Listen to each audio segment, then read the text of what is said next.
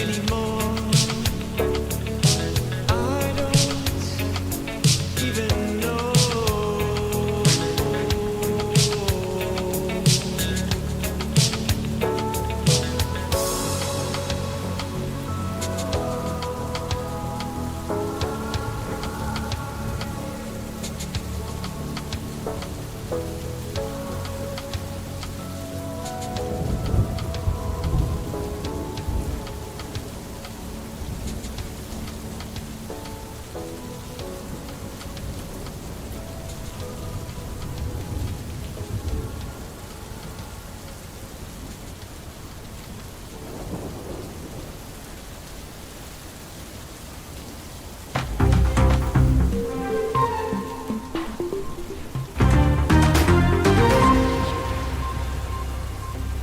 Ladies and gentlemen, welcome to another installment of OTS News. My name is MD from NY. Tonight in Saudi Arabia, CM Punk did what no one expected. He showed up, he showed out, and showed growth. What a man. And somewhere in a dark corner of the internet, an entire AEW army of sickos spontaneously combusted. These are the same people who spent 5 years screaming, "Wrestling is art." Now crying because the grown man apologized like an adult and cashed a check like a professional. They can't handle it, folks. They're in shambles. They're tweeting in all caps while trying to convince themselves that AEW Collision is still good TV. Meanwhile, Tony Khan's probably backstage at Dynamite, handing out 5 more fucking titles and promising Bryan Danielson a retirement match every 6 weeks just so he can keep the lights on. And you know, Tony Khan watched CM Punk versus John Cena tonight and died a little inside. Not because he hates them. No, because deep down, he knows he'll never book something that meaningful. The man couldn't build long-term storytelling if you handed him the blueprints and a YouTube tutorial. Oh, and how about that Queen of the Ring final? Jade Cargill out here finishing the match like she accidentally pressed the wrong combo button in WWE 2K25. You could almost hear Michael Cole trying not to laugh. She had great gear though.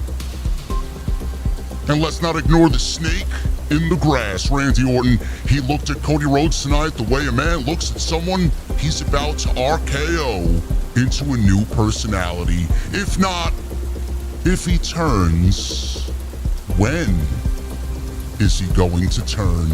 So buckle up, ladies and gentlemen. It is time for the Crown Jewel. What is this? Crown Jewel.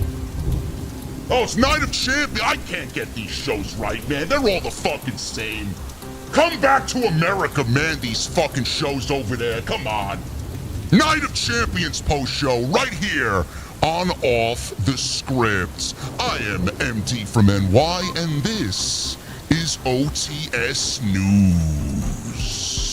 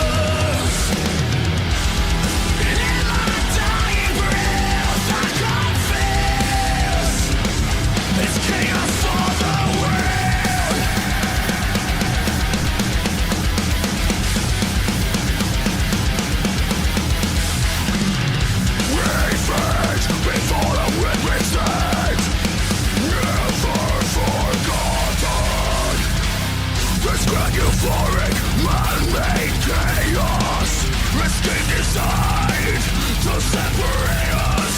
The proof lies within the ever-growing hate. Push to shove and kill to be killed. Manifest your hate. In my dreams, life is just a memory. In my fears, you become the enemy. In my shadows, your screams are whispers. In my dying breath, I confess, it's chaos for the world.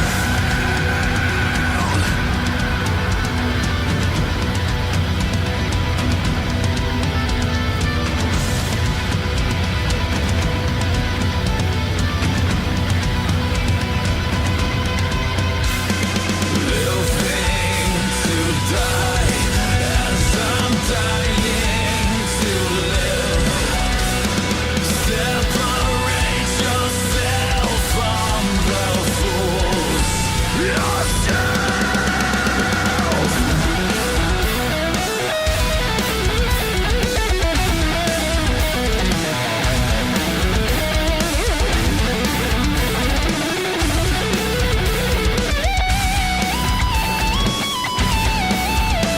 I stand on my own, bow to no throne, cast off a stone, taking this chance.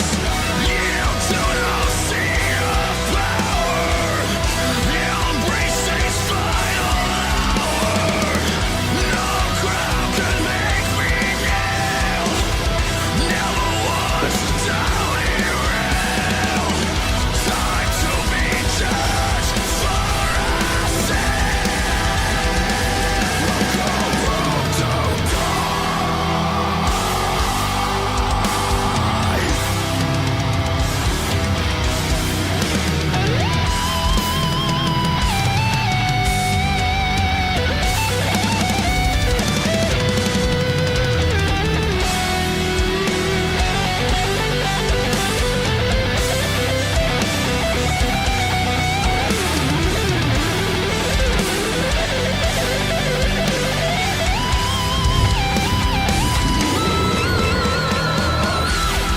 In my dreams, life is just a memory. In my dying breath, I confess, it's chaos for the world.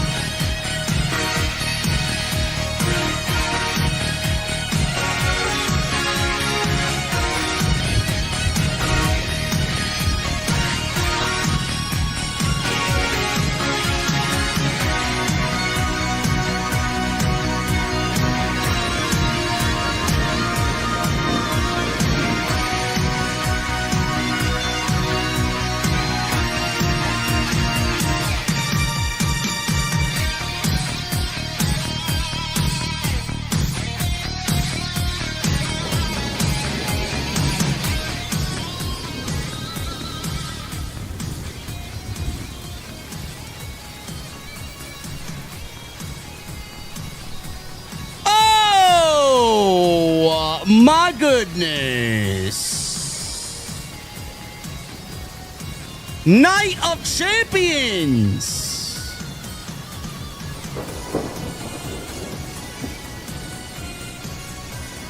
Night of Champions. Where we only had 2 title matches on the line. It's Crazy how that works out, huh?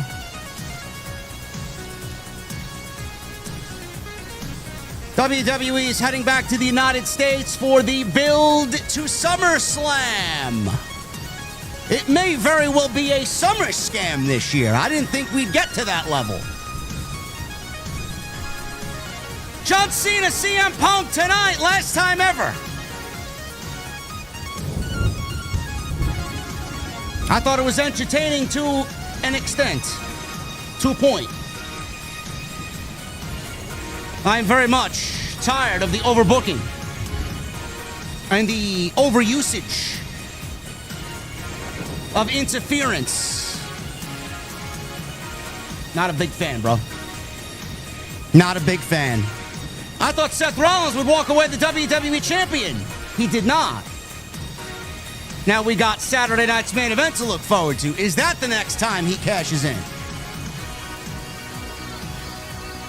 Karrion Kross, Sami, Cody, Randy, Asuka, and someone who physically can't wrestle. And Jacob Fatu succumbs to Tonga. Ladies and gentlemen, we are going to the beer garden on this beautiful Saturday afternoon. It is happy hour. It's hot. We're drinking them cold. And when I get there on this Saturday afternoon, I want to know, what the fuck are you guys drinking? I'll see you over there.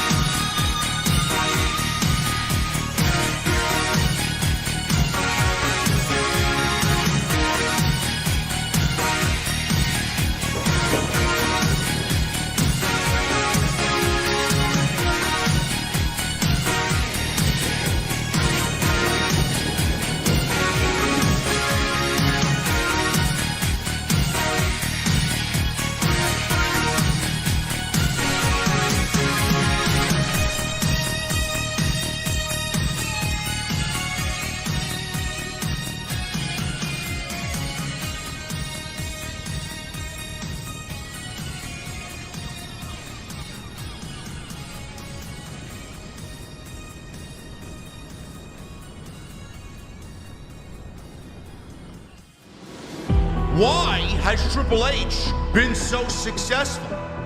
Why is Triple H running WWE better than Vince McMahon and Bruce Pritchard on Monday and Friday night? Long-term booking.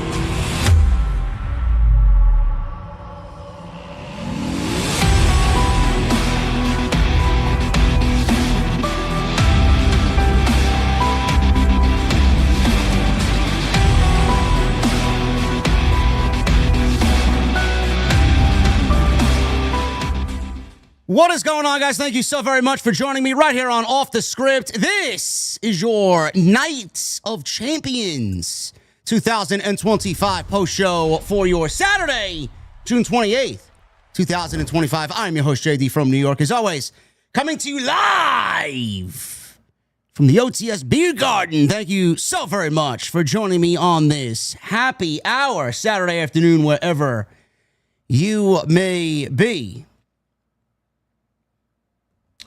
Seems like we have a very cut down the middle opinion for tonight's Night of Champions. I did not dislike the show. Let's get that out there very quickly. I did not dislike the show. I did like the show. To me, it was a thumbs up show. As I said as much on social media. Is this going to be a show that, over the course of time, I'm going to go back and rewatch? No. The only show I can honestly say that has that type of vibe is this year's Elimination Chamber. That is something I'd actually go back and rewatch over and over and over again when the time calls for me to watch that show again. And that's the problem with these Saudi shows, man. That's the problem with a lot of these B-level pay-per-views that WWE tends to book in between the major shows. They are just there. Like, we get it. There's going to be a portion of the IWC that fucking loves all pro wrestling and everybody is just sunshine and rainbows and you can't say anything negative about anything. You can't criticize anything. Otherwise, you're labeled as a hater and you're labeled as a engagement farmer and he does nothing but negativity for clicks. That portion of the IWC, to me, are a bunch of fucking weirdos because they don't really act like a bunch of normal human beings. That's not real life. There's a negative in every aspect of every part of your life. I'm here to call out those negatives, and then when we find the positives, they are very few and far between. They have not done much of anything to give me an overwhelming sense of positivity. So why would I go head in? Why would I dive head first into the pool, all of a sudden just gleaming with positivity, when we've gotten nothing but negativity back? If the show was fucking great, I'd start this show off with a smile on my face and everything would be great. Everything's great, man. I love pro wrestling. I'm such a geek, man. I'm fake reacting to everything online. I'm so excited. That's not normal. It's not the way a normal human being operates. You're weird. These shows don't mean anything. They don't mean anything. They don't feel big. They don't feel important. They're in, they're out, they're back home. It's wrestling on a Saturday afternoon at 1 o'clock. Here I am at 4:30, 5 o'clock now, live, talking about what we watched. We know WWE goes there, they get paid very handsomely, and then they're gone. As long as they are giving that audience and that kingdom something relatively close to what they are desiring, to them, they got the WWE Empire performing for their people. That's all they give a shit about. Me, I'm looking for larger than life, man. I'm looking for a main event that's going to deliver. I'm looking for a show that's going to be remembered. Remembered. Not one and done, 24 hours, we're on to the next, man. None of these shows have any lasting impression whatsoever. That's it. It's like a fucking band putting out an album. They got 2 songs that are really great out of 12 on an album, and within 3 months, the album's dead. And you're already waiting for them to put out another album. On to the next. It's not a me problem, man. Pro wrestling sucks in 2025. Really does. If there's one thing, we are now on our way into July, folks. More than half of the year is over. 2025 will be remembered for both companies in the United States having an incredible lack of creativity to the likes of which I was hoping we'd never see again. Yet here we are.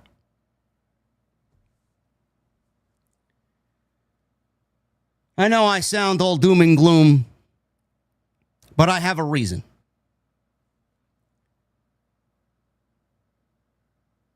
Too many times, and it's happened a lot in this John Cena heel run as WWE champion because they don't know what else to do. I don't think they can physically do anything else. I love CM Punk. Through all his faults and all his wrongdoings and all that he has done, that could be labeled hypocritical. Still a fan. Still a fan. I'd buy the guy a fucking coffee if I could meet him once.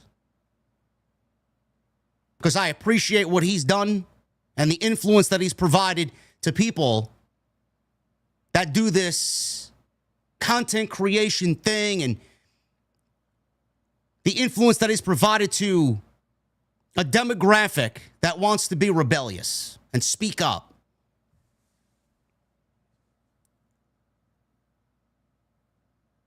I thought what he and John Cena did tonight, obviously it was a step down from what we last saw of them on that fabled night in Chicago at Money in the Bank. I wasn't expecting them to recreate the magic that was there, but the magic that is still there between them. You saw little glimpses of that tonight. They bring out the best in each other. They work incredibly well together. The 3 weeks of build that we got for this match tonight at Night of Champions for the WWE Championship was probably some of the best build in the main event scene that you'll see all year in WWE. Because it's Punk and it's Cena. Two masters of their craft. Loved everything about the build. I knew the match. I said as much last night when we covered SmackDown. I said this word for word. I know the build is going to be better than the match. It's exactly what we got. John Cena is one of the greatest performers in company history. If you put him on your Mount Rushmore, I am not going to argue. Without John Cena, I don't know where this company would be. Without John Cena, we might not even have a WWE, to be quite honest with you.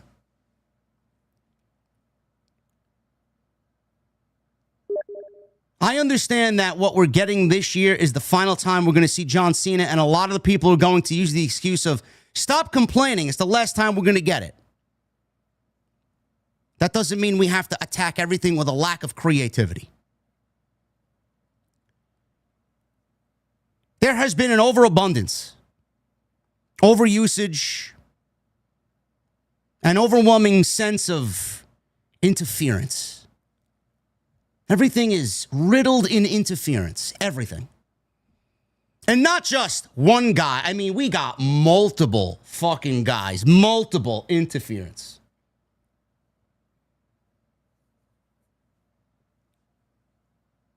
WWE tonight basically gave you a miniature version of the WrestleMania 41 main event, or the WrestleMania 40 main event, rather, between Cody Rhodes and Roman Reigns in Philadelphia. That's what they gave you. WWE has relied on the overabundance of interference in that similar format for a lot of their main events throughout the year. We've seen it done in Roman matches. We saw it with Cody and Solo Sikoa when they did Bloodline Rules, when Roman Reigns came back. Every WWE main event feels like a Bloodline Rules match. It's the best way for me to explain it to you. Why does every match why does every major main event need to feel that way? What we got on that night, WWE seemingly cannot let it go. Because everybody across the fucking globe loved what that match resulted in. The thing is, you're never going to be able to recreate that moment with the characters that were in that moment on that night. Yet WWE has tried to recreate that moment time and time and time again. And the more they do it, the less it feels special. I get that John Cena is not capable of doing any more than what he has done so far. But when you have a main event between John Cena and CM Punk, and you need to resort to interference and interference and interference, and you got to have 7 other fucking guys out there to a match to get to its conclusion, I find that to be very lazy. And the funny thing is, it's not going to be the last time WWE does it until John Cena loses the championship. And the funny thing is, You're probably going to get the same thing on July 12th when Jon Moxley wrestles Adam Page for the AEW World Championship. You don't think that they're trying to take a page out of Cody and Roman's playbook at WrestleMania 40? You got to be absolutely fucking mental if you don't think that they're using that match as a blueprint for what they're doing in Texas. I can tell you, I can see it right now. You're going to get interference from everybody in that match. Darby, Sting, Jay White, the Death Riders, Samoa Joe. I mean, everybody's going to be, Bryan Danielson, everybody's going to be out there. Maybe you enjoyed what you saw tonight. I did. I don't want to sit here and tell you I didn't enjoy it. But some people are going to enjoy it more than I did. That's fine. It's perfectly okay. But maybe your idea of a main event is different than my idea of a main event.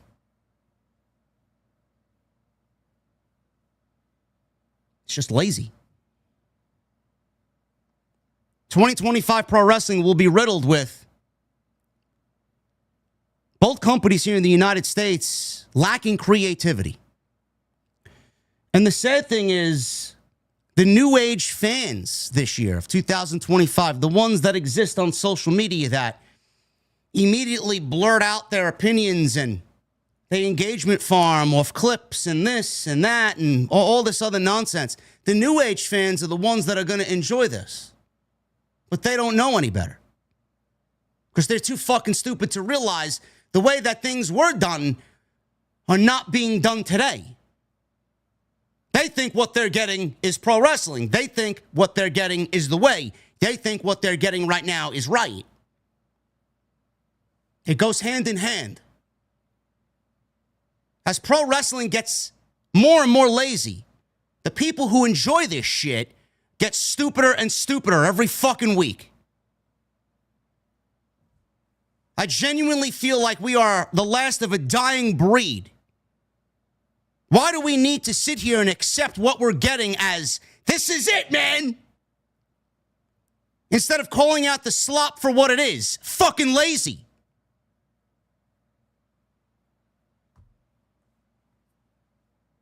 I'm not surprised. The new age fan is fucking stupid. And the current fan who enjoys this is not making any of this any better.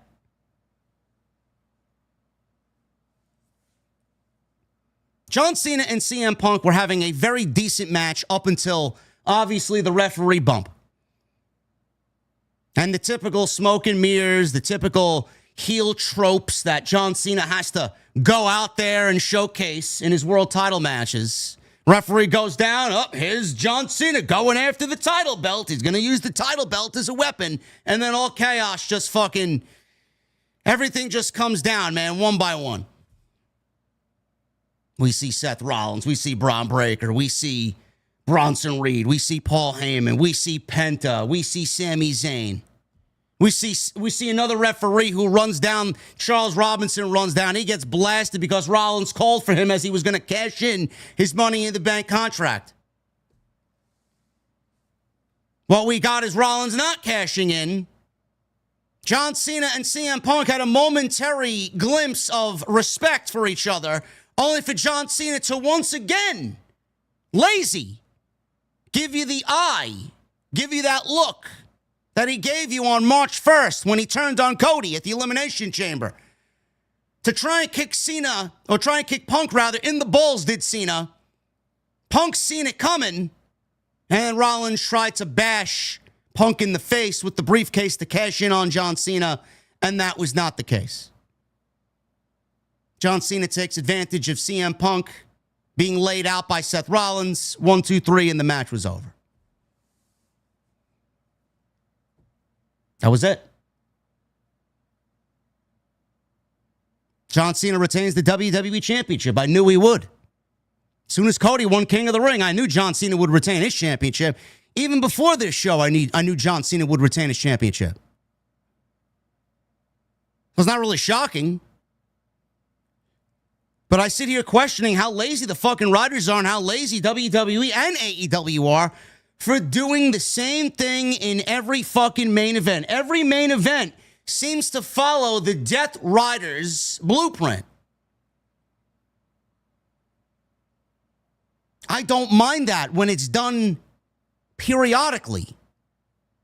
But why does it need to happen every single fucking time? Every time.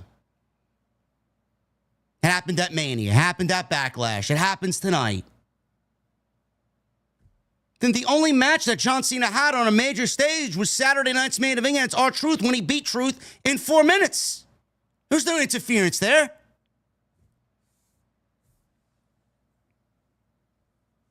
Maybe you feel differently. Maybe you look at it differently. Me? I look at a main event as two of the biggest stars in the company battling it out over the biggest prize in the company with the notion of who is the best. And if you have a storyline that you want to drag out and continue on after the match, then you may do so. But when you start booking the main events every single month on a major platform the same way that you did at WrestleMania 40 because it worked there and you think it's going to work every other time you do it, just with a different cast of characters, that's what I call fucking lazy, bro. How else do you want me to describe it to you? And I'm sure there'll be some people, some critics online. JD doesn't like pro wrestling. JD doesn't like fun. JD doesn't like this. Pro wrestling is supposed to be animalistic and it's supposed to be carny and it's supposed to be crazy and chaos. That's great. There's a time and a place for that. Not every single fucking month. I'm sorry, I want more. I'm sorry, I want better. This is the biggest pro wrestling company in the world, with some of the biggest stars in the entire industry. I should be sitting down. It's like I'm sitting down at a fucking 5-star restaurant and I get served fucking Burger King, bro. I'm watching WWE. I'm watching Cena and Punk in the middle of the ring. I want to see shit develop. I don't want to see rehashed garbage. It's like I sit down at a 5-star restaurant and they're serving me fucking scraps from 3 weeks ago. Here's your meal, sir. But what happened to the fucking 5-star rating of this restaurant? Why did I come here? I was recommended this place. Steak tastes like fucking shoe leather. Mashed potatoes got fucking hair in it. Macaroni and cheese is fucking 3 weeks old stale. Does nobody want better? Or are we as a community now in 2025 conditioned to think that everything we watch is great?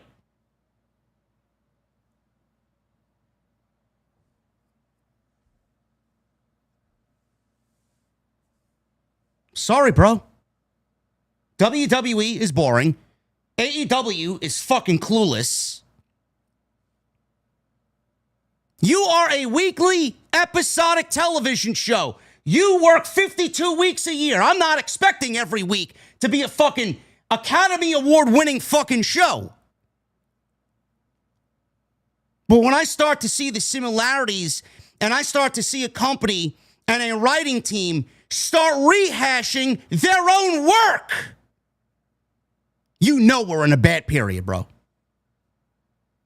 You know we are in some down times. All the other numbers may be up. The creativity, though, is fucking zero.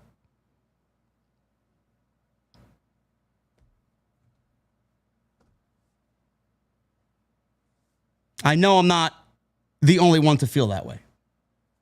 They're making their money? Great. They're robbing Saudi blind? Great. They want to give you bare minimum just to rob Saudi blind? Go for it, bro. That's your business. You do what you think is best. Me? I'm watching a WWE program that feels so fucking sterile, so safe, it doesn't feel big. And I gotta watch John Cena on his last legs in his final year of a 21-year fucking career do the same typical heel trope that's been done before him for decades. The only thing I'm thinking about after this Punk Cena match, which again I have to reiterate to everybody, I didn't hate all of it. But the one thing that got to me, at the end of that match, the one thing I was thinking about is I can't wait for this Cena run to be fucking over. I don't give a shit who the championship goes back to. Right now, we haven't gotten any real story for the WWE Championship. Since Cody won it last year in Philadelphia, we haven't had a real fucking story with the championship since he's won it. He's had some great matches, Kevin Owens, AJ Styles. I get that Cody's been a great champ, or a great fighting champion. Well, let's be honest, his title run wasn't riddled with fucking story. For the first half of that title reign, WWE didn't know what to fucking do with Cody Rhodes. They waited and waited and waited until one day they finally woke up and decided to give him a Kevin Owens story that was fucking great. Then The Rock steps in front and is this huge roadblock. Oh, I want your soul. Only for that to not play out. Then we got this shit, and now we're back to giving the title back to Cody. What are you going to do differently in Cody's run, second time, that you didn't do the first time? That's why that Randy Orton situation tonight looms very large. And why I said I can't wait for this John Cena storyline to be, or this John Cena fucking run, heel run, to be over. This is not what I call main event, bro. I'm sorry. Your version of a main event and my version of a main event are two fucking completely different things, man. I want... Listen, I complain about AEW. I complain about AEW having too much wrestling. But the one thing that they know how to fucking do is give you a main event with real fucking main event implications. They go out there and fucking wrestle. Just look at what we got with Hangman and Ospreay. To me, what they did, what they constructed in the middle of that ring, that's a fucking main event. Can't hate on everything that they fucking do. That is a main event. I don't know what the fuck this shit is. I don't.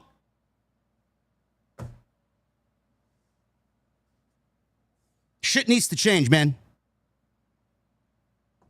The way we start looking at these main events, it needs to change. This shit's all right for a fucking undercard match. But for a main event, every single fucking month, and a company that has lost the plot and fucking zero in the creativity department, you're gonna accept this slop as good? So from my point of view, those people who agree with this shit and those people who like this shit, you're more than welcome to enjoy it, bro. But you are the fucking reason why WWE will never fucking change.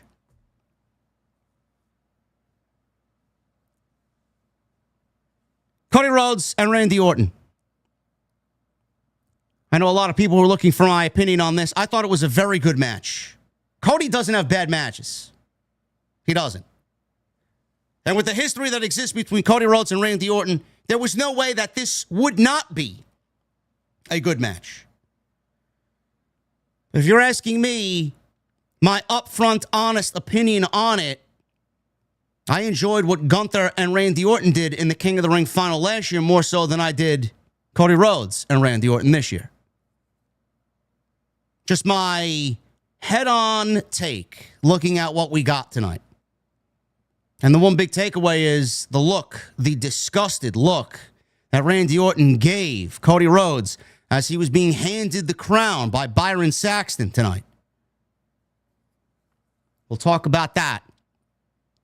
Solo Sikoa wins his first major WWE main roster title by beating Jacob Fatu for the United States Championship, but he wasn't alone, which is another thing.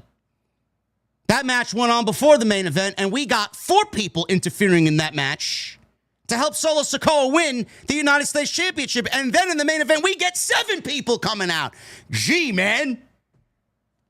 Where's the creativity there, bro? I'm supposed to just lay back and accept it, right? 0 creativity. Solo Sikoa wins the United States Championship with the debut of Hikuleo. Nobody knows what his name is going to be in WWE, but he finally showed face tonight, and he looked dominant. We'll go over that. Rhea Ripley and Raquel Rodriguez. That was very good. Street fight tonight. And then Jade is a fucking train wreck. Jade Cargill wins Queen of the Ring. And my God, man, I don't know how many times I got to repeat myself. I sound like a broken fucking record, man. Jade Cargill is not ready for the prime position that WWE thinks she is. I don't give a fuck what happens from this point on. If that belt isn't on Naomi, WWE Creative will have fucked up again. We're going to go over this show tonight. Thank you guys very much for all of your supports. It is your Night of Champions 2025 post show right here on Off the Script. It is your Saturday, June 28th, 2025. Super chats are open. Get them on in. We will hang out and discuss at the end of the show what you guys thought. Questions, comments, and concerns. Get them on in.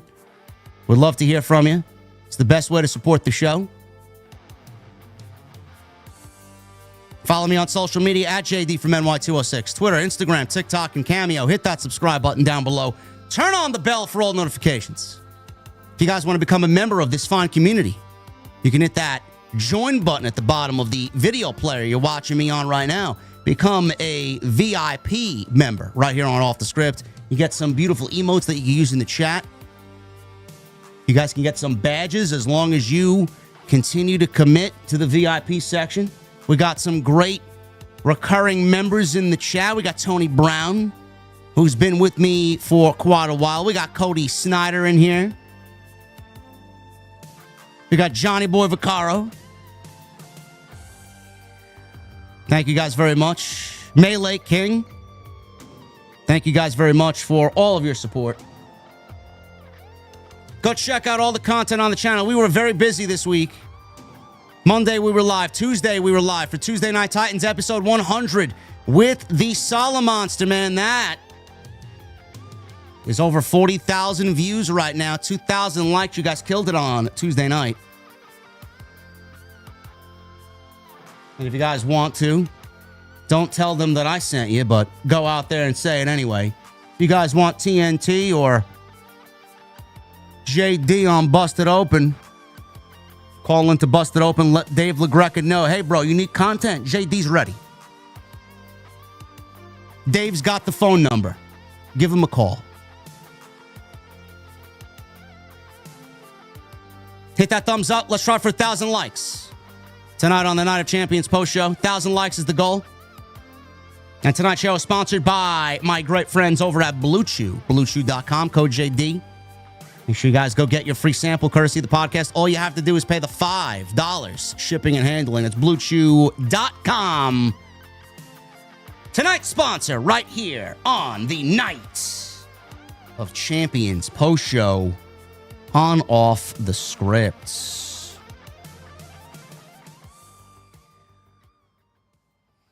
Night of Champions starts us off with Cody Rhodes and Randy Orton for the men's King of the Ring crown. I like the placement of this match. Great way to start the show with Cena and Punk main eventing tonight. I don't want to sound like a Debbie Downer, bro. I don't want to sound like, oh my goodness, we got, before I even get into what I was going to say, we got a major bomb here. Oh my goodness. I drank a beer. I drank another beer. 3 beers.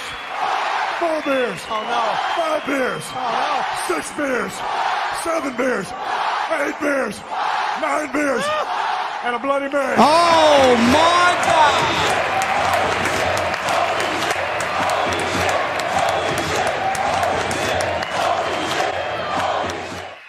Jay Solstice with a $100 super chat. Oh, my goodness. 2 happy hours in a row. Love the main event. And it is clear to me there's only one man who can bring Cena back to the light, and his name is CM Punk. My prediction, Survivor Series. Cheers, brother. Thank you so very much, Jay Solstice. Thank you for your generosity. Thank you for being here on this beautiful Saturday afternoon happy hour right here on Off the Scripts. Cody and Randy Orton. I don't want to be a Debbie Downer, bro. I don't. I feel like I've already been a Debbie Downer. I feel like a lot of people can't handle a strong opinion and someone that's very blunt and honest with you, very upfront with you. A lot of people look at what I do as negativity farming, rage baiting, whatever they want to call it. They can't handle someone who has a very valid and strong opinion, man, who creates topical discussion. That doesn't stop people from clipping the show, though, so thank you. I don't want to be a Debbie Downer, but before the bell rang, we had basically 18 minutes from the start of the show to when the bell rang. You would give what? About 7-8 minutes of sing-along each for Randy Orton and Cody Rhodes. Now, I know Saudi doesn't get a show all that often. It's usually twice a year. This year, it's once a year. The next time WWE will be back is in January at the Royal Rumble. But my God, man, what a way to kill something that should really be a vibe. Everybody's singing along, and everybody's chanting along, and WWE lingers with the theme music playing, and the fans are just singing and singing and singing and singing, and they don't stop. And they don't stop. Like, I get it, bro. I get that WWE, and the reason why WWE charges so much is because they want to make it an experience for the fans. But that doesn't mean take something and run it into the fucking grave to a point where it's fucking annoying to even sit through anymore. Yeet, yeet, yeet. And then after 7 minutes, again, yeet, yeet. Great for the live crowd. Fantastic. Me watching at home, bro, I mean, just get on with the fucking segment. That's 10 minutes that you could have given 6 or 7 of those minutes to another match. Same thing here. I get that they love doing it. It creates a spectacle. But holy fucking shit, man. Do I need a crowd singing Randy Orton's theme song 8 fucking minutes and they don't even know all the fucking lyrics? Same thing with Cody Rhodes. They basically played all of his song where they get to the actual breakdown at the end of the song. Never mind 2 woes. They got through most of the fucking song where they got to the 3rd chorus.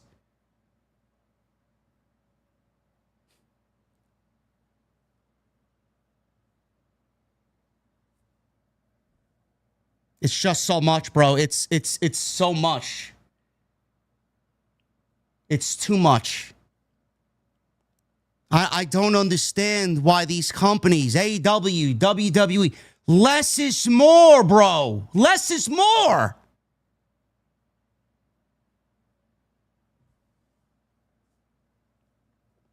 Bell finally rings. They don't do too much in the first 5 minutes. It's a very slow, methodical pace where they're feeling each other out. Pause. Headlocks. Submission holds. Very old school graps. Orton brought Cody down finally with a superplex. Orton sold his back after the superplex. This was the first big spot of the match. He immediately went to his back. He's all right. It's just him selling. This is where they tell a story in the ring. Maybe we should send this match to Dax Harwood because he recently complained that not every match needs to have a story around it. It's great. Wake me up when AEW actually does tell a fucking story in the ring and it's not 2 fucking guys going in there doing an acrobatics exhibition pretending to be gymnasts and not pro wrestlers. But that's a story, JD. Oh?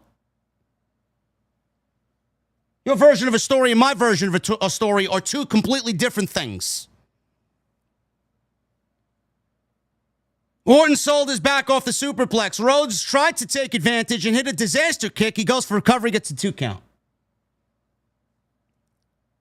Orton comes back with a backbreaker. Right across his back. He hurts his own back. Rhodes starts working Orton's back against the ring post, stretching him out. Missile drop kick. Back in the ring. Orton fights back, hits his signature power slam. And the back injury prevented him from making a cover fast enough. Rhodes kicks out. Rhodes started a forearm battle with Randy Orton. Some of those shots to the lower back. He hits a Cody cutter on Randy Orton. He goes for recovery, gets a 2 count. Cody was slightly booed after going after Orton's back. I don't know if that really means anything, but these are two over baby faces in the Kingdom of Saudi Arabia, so I'm assuming there were going to be some people who wanted Randy and some people who wanted Cody. Orton starts coming back, fighting through the back pain, draping DDT. Rhodes countered with an RKO into the crossroads for a near fall. Rhodes, he stalled for too long here. He thought Orton was down for good. Orton all of a sudden popped up out of nowhere with an RKO for a near fall. That was the first RKO of the match. Cody kicks out.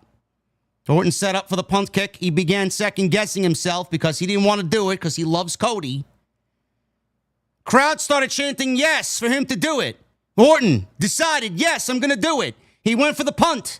Rhodes blocked it. Took him down, applied a figure 4. Orton got to the rope, broke the hold. They get back up from the figure 4. They exchange right hands. Cody Rhodes went for a Cody cutter. Orton caught him midair off of a springboard Cody cutter into another RKO. 2 count. Cody kicks out again. Does anybody else have a problem with a lot of these companies spamming finishes and then everybody kicks out of everybody's finish?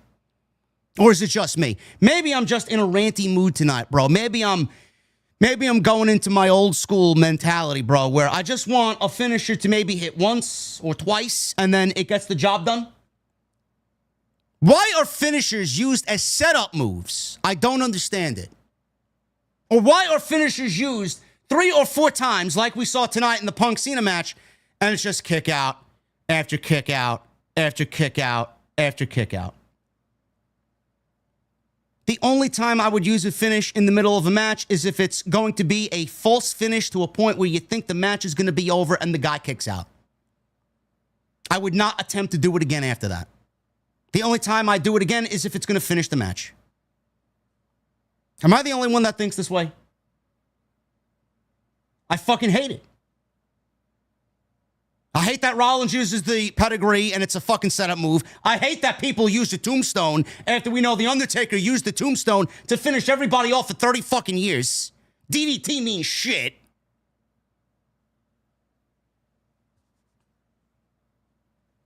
Oh, but JD is negative, bro. Okay. Sorry, your pro wrestling sucks in 25, bro. RKO out of nowhere. Punt kick. He nails it. Figure 4. They get a rope break. RKO off the Cody cutter. Cody kicks out. Orton then gets frustrated. He goes outside. He grabs a steel chair. Charles Robinson, who's the referee here, took it away. And he stood against the ropes and he was handing the chair to one of the timekeepers to take it away. Meanwhile, while his back was turned, Randy Orton went over to go unhook the turnbuckle pad and expose the steel underneath the turnbuckle. Randy Orton wanted to cheat to beat Cody, seeing that he's already kicked out of 2 RKOs. Rhodes blocked Orton's attempt to use the exposed turnbuckle and shoved Randy Orton into the exposed steel ribs first. Rhodes followed with a crossroads, and he gets the win. 1, 2, 3. This was very, very close to the ropes. I thought Orton was going to reach for the ropes. He had every opportunity to reach for the ropes, and he did not. He got pinned 1, 2, 3. The story here is Randy Orton got desperate, unhooked the turnbuckle pad to expose the steel, wanted to cheat to win, and then when it comes down to it, Cody cheated to win. Cody used the exposed steel.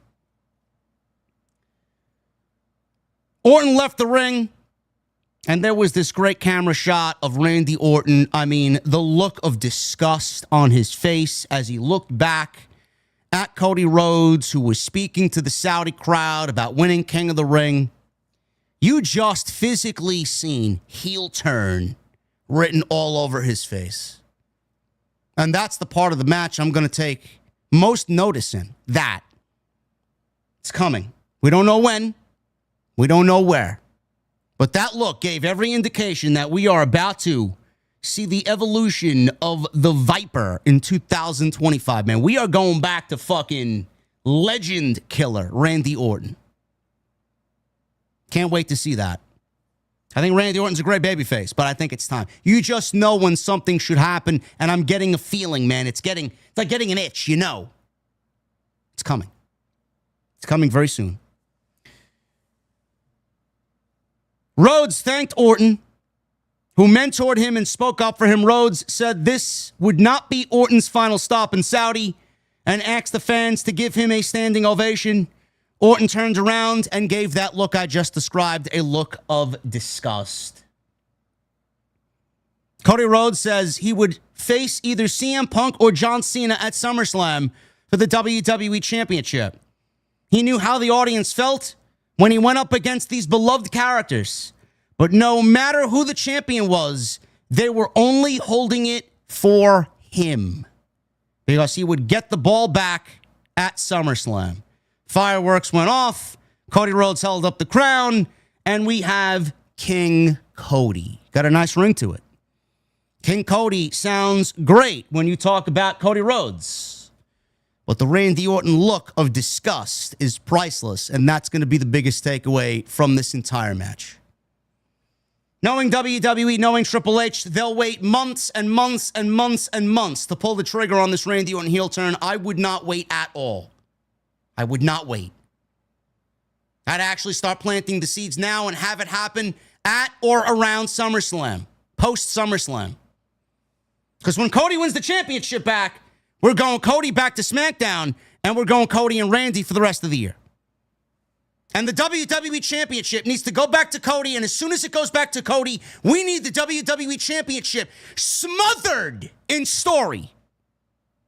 For far too long, we've had a WWE Championship in the main event scene that hasn't given us any real proper story.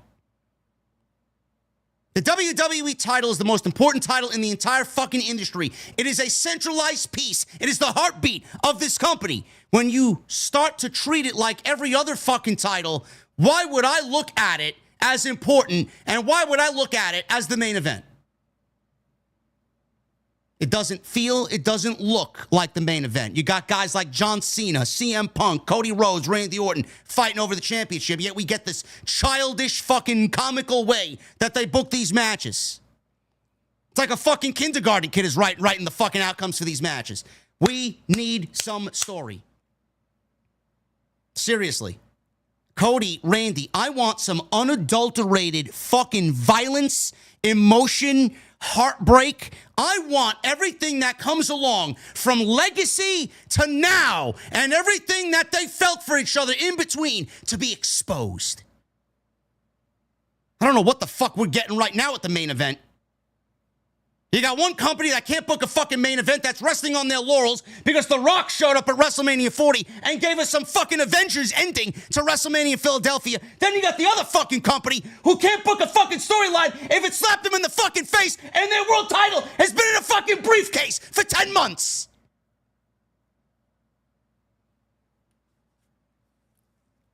Yeah, you want me to sit here and say pro wrestling is great in 2025?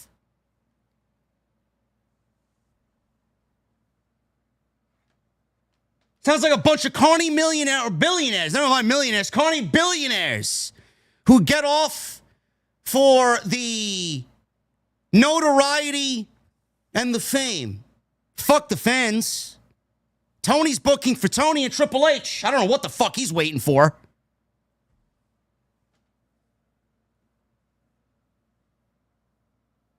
Cody Rhodes is the king of the ring. Everybody expected. I said it for 4 weeks. You got these guys on opposite ends of the tournament. There is absolutely no way you're looking at this fucking tournament and you see Cody on one side, Randy on the other, and WWE not do that match. What happened?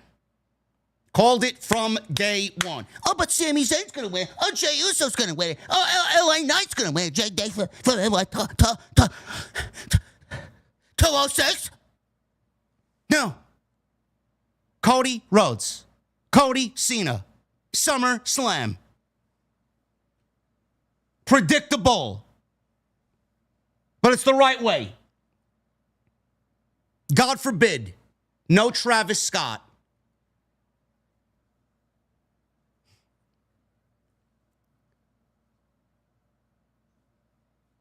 They call this a Riyadh Boulevard street fight. Just street fight would suffice. Rhea Ripley versus one half of the women's tag team championships, or champions, Raquel Rodriguez. This was the best Raquel Rodriguez has looked since joining the Judgment Day. I thought she looked great in this match. She looked focused. She looked hungry. She looked violent. And that goes without saying, man. Her and Rhea Ripley, this is not their first rodeo together. They've done this several times before. They've done this in NXT. I think Raquel Rodriguez's last match in NXT was actually a no DQ match with Rhea Ripley. So they've been doing this for years. So I know that they work very well together. This was the best Raquel Rodriguez has looked since joining the Judgment Day. Rhea Ripley, it's nice and it's refreshing that Rhea Ripley is not centralized into the World Championship title programs or hovering around the World Heavyweight Championship. I like that. You don't need to have that happen so often, you know? When someone is hovering around the World Championship every single month, every single pay-per-view, it gets boring. I don't know what she does at SummerSlam, but we might be getting a glimpse of what Rhea Ripley is doing at SummerSlam. I thought this was fun. I thought this was really, really fun. Really well thought out match. I actually enjoyed this. I know we got something similar. We got all the violence and the plunder on Friday Night SmackDown on Friday with Tiffany Stratton and Nia Jax. This was so much better than what we got in that championship match. Rhea Ripley comes out, big reaction. Raquel Rodriguez comes out, no reaction. Their outfits, very similar. They wore black. It's going to be a really jarring experience for us watching here in the States when the women have the Royal Rumble in January and everybody's wearing full-on leather bodysuits. Can't distinguish one from the other. Everybody's going to be looking the fucking same. Hopefully they bring some creativity with their outfits in January. Early on, Rhea Ripley got trapped in the ropes. Rodriguez hit her repeatedly with a kendo stick. This looked like it sucked, but it looked like the bodysuits that they were wearing were really kind of taking the brunt of the blows from the kendo sticks and the chair or the whips that they were using. So Rhea Ripley managed to get a shot in. Rodriguez took a chair and kicked the chair, did Ripley, into Rodriguez's face. She escaped from the ropes. Ripley cleared the announce table several moments later, set up for a vertical suplex, but Rodriguez escaped. Ripley tried for a big cannonball off the table, but instead Rodriguez caught her upside down and powerbombed her through the timekeeper's area. Now, while she was clearing the announce desk, Rhea Ripley, she had put the front faceplate of the commentary table across the timekeeper's barricade, and Rhea Ripley was then powerbombed through this on the timekeeper's side by Rodriguez. That looked great. It sounded great. It was built in a way that the snap was beautiful. Nice snap on that. And she went through. She even took a nasty bump on the way down on the hardwood floor. Rodriguez then sets up steel steps, so Rhea Ripley rammed her into the steps. And then she took off her belt.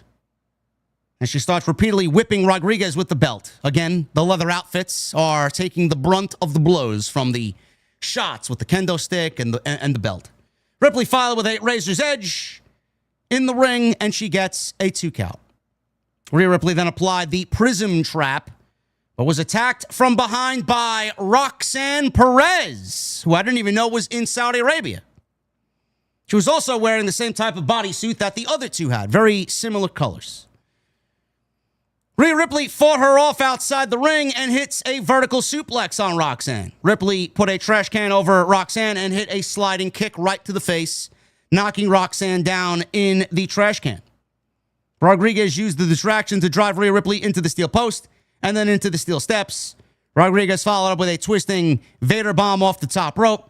Rodriguez then booted Rhea Ripley and placed a table on the top rope, but Rhea Ripley and Raquel Rodriguez find themselves on top of the table. This was after Rodriguez got shoved right into the edge of the table. Rhea Ripley takes Rodriguez off the top rope with a riptide off of the table. I thought this was a disaster waiting to happen, but thank God it looked great. And that is what ended the match. Off of a wobbly table, off the top rope, a riptide by Rhea Ripley. 1, 2, 3. And Rhea Ripley wins the Riyadh street fight against Raquel Rodriguez. Good stuff. Good stuff. They popped for Rhea. They cared more for Rhea than any of the other women on the show because Rhea is mommy. But again, you can't take away anything from Raquel. I thought her and Rhea Ripley worked very well together. This was definitely the better of the two women's matches on this show. And I don't know what they're doing with Rhea Ripley going into SummerSlam. I don't know if they are going to do Rhea and Io. I mean, that has been obviously planted for weeks. Then we got Liv and Io. I'm assuming if Liv didn't go down with injury, the plan was for Liv and Io at SummerSlam. Or actually, no, I'm sorry. It would have been Liv and Io tonight at Night of Champions, not Raquel and Rhea Ripley. I thought they might have saved this for Monday night or whatever. Supposed to be Liv and Io tonight for the Women's Championship. I don't know if they're going to go Rhea Io now or if they're just going to keep it on track with Rhea once again battling the Judgment Day. And it's going to be Rhea versus Roxanne Perez at SummerSlam, which I think would be a great match for Roxanne Perez. I think that'd be a great star-making moment for her. I don't know. All of a sudden, Rhea Ripley finds herself battling the Judgment Day again. Not really all that crazy about that idea, but I did come up with something a couple of weeks ago as far as Liv. If they're not going to bring her back to television and they're not going to keep her as a recurring character on the show during her injury, WWE may very well just keep her out. I think that's probably the best thing to do while you're building Roxanne up, and then Liv comes back and Roxanne all of a sudden takes on the identity of Liv Morgan and starts to become the new Liv Morgan of the Judgment Day. Tag team champions with Raquel. They seemingly forget about Liv, only for Liv to come back and see that everything is basically the way that it was with her there in her absence. And she's got to try and fight defiantly to get back her spot at that point if she even wants it, or try to fight back and get her identity back because Roxanne's acting like Liv. It wouldn't exactly be the Tony and Mariah storyline from AEW, but similar. I think it could work in this context. I even said, if Rhea is going to be an integral part of the Judgment Day storyline, maybe we see along the way a reconciliation between Rhea and Liv because of what Roxanne and Raquel Rodriguez and the Judgment Day are doing. Again, I don't know. I don't think Rhea needs the Women's World Championship. I don't. At some point, you know she's going to get back there. But right now, I think that spot is Io's to claim and go and run with. I don't know who else is about to get called up. I would actually venture and do Roxanne versus Io at some point. Then you got Stephanie Vaquer. Where's she going to fit in? She's obviously going to be a factor in the women's division at the top of the card. How quick is WWE going to go to that? Maybe we just hold off on Rhea going after the World Championship until WrestleMania, where we probably get Stephanie versus Rhea. I don't know. They got some options. But this Liv Morgan injury is something that reportedly said has made changes, major changes to the storylines, not only for Liv, but for a lot of different people surrounding this. It's had a ripple effect on the stories. I don't know. One step at a time. I don't even know what the women are doing at Evolution. There's no direction going into Evolution. That's it. We got one match. We got JC Jane and Jordan Grace for the NXT Women's Championship. That's all we got announced. It's not really going to start filling the arena in Atlanta, Georgia. This was a very fun match. Rhea Ripley wins in about 15 minutes. Good stuff. Karrion Kross. He went one-on-one with Sami Zayn. Karrion Kross got a full-fledged entrance with Scarlett. Sami Zayn came out, and he was ready to go. Big ovation for Sami Zayn. A lot of people are going to be looking at this match under the microscope. A lot of people are going to be looking at this match underneath the microscope in regards to Karrion Kross. First of all, this is Karrion Kross's first major singles PLE match since 2023. The last time he had a PLE match was when the Final Testament wrestled the Pride, I believe. Bobby Lashley and the Street Profits. I think that was at WrestleMania 40, if I'm not mistaken.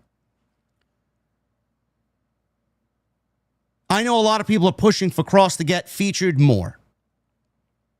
There was even a vicious rumor that Karrion Kross doesn't take bumps, which was automatically debunked. I mean, you got to be a fucking half-witted idiot if you believe that rumor that came from PW Torch and Wade Keller. Oh, he's not getting pushed the way everybody wants him to because he doesn't take bumps or he's afraid to take bumps. Meanwhile, you can go back and watch, which I don't know why anybody would, several weeks of matches on WWE Main Event, which is their YouTube show. He's wrestled Tyler Bate. He's wrestled Dragon Lee. He's wrestled Cruz del Toro. And in every single match, he's taken a bump. His finish calls for him to take a flat back bump.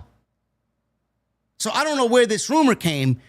It's something that, to me, sounded like a narrative because WWE's not actively pushing him. Fans are getting vocal on social media that they want to see more of Kross.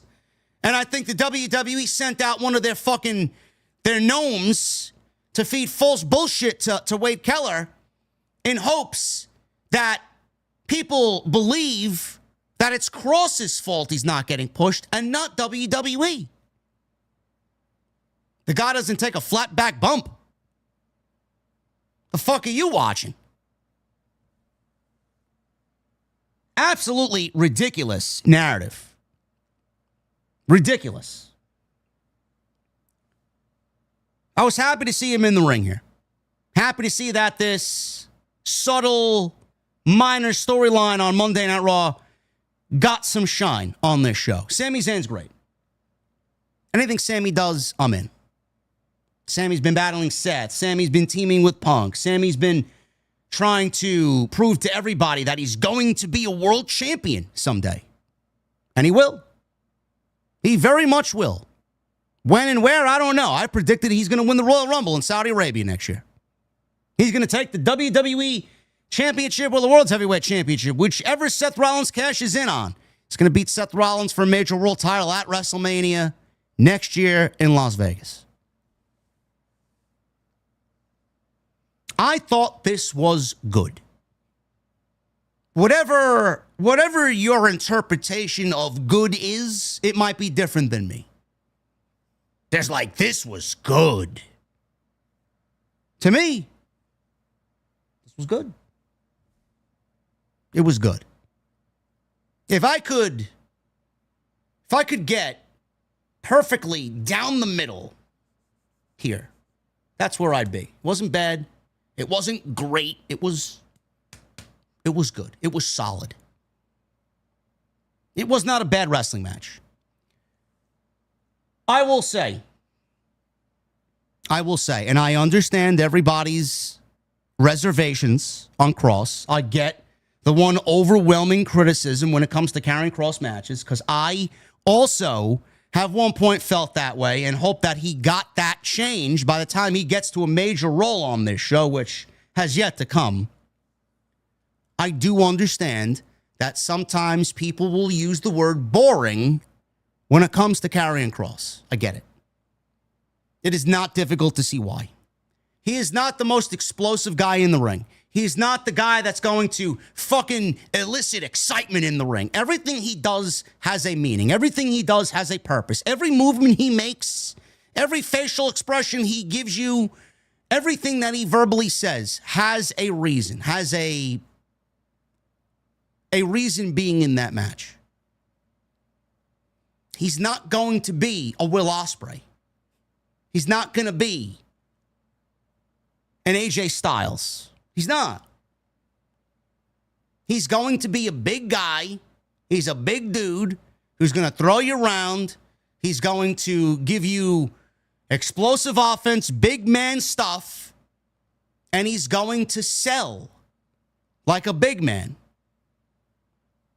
That's the problem I think people find with Karrion Kross. Oh, he's boring. Well, my question to you is, sure, but what exactly are you looking for? What exactly do you want to see? Are you looking for something that he can't provide right now? Are you looking for something that is against his character? Because that's where I think the problem lies. I think you are expecting so much more out of Karrion Kross, and he's not going to give it to you because he's got his thing, he's got his character, and he's going to give you that. I don't know what you guys want. Is this going to be a match that's going to signal to WWE, yeah, man, we got to get him on TV? No. No, it's not. I would hope that WWE sees what they have in him and the momentum he's accumulating for himself to give him something good. Because I do genuinely believe that the one thing missing from a lot of people is a reason to care. Karrion Kross may have the internet behind him, and he may be getting louder reactions in the arena because of those reactions on social media, and people are starting to wake up and get on board and become a fan. But the underlying problem here with Kross is people have not been given a reason to fully invest and care. What is the story that they are telling on television? What is it? Is it enough for you to care? Has he been the overwhelming villain that you want to see get his ass kicked? Has he done anything in a babyface way that wants any sort of reaction from the crowd or warrants any sort of reaction from the crowd? No. No on both. He's done more on his YouTube and he's done more on his socials than WWE has given him on their television program. None of that stuff makes its way to television. If some of it did, we may be looking at a different Karrion Kross.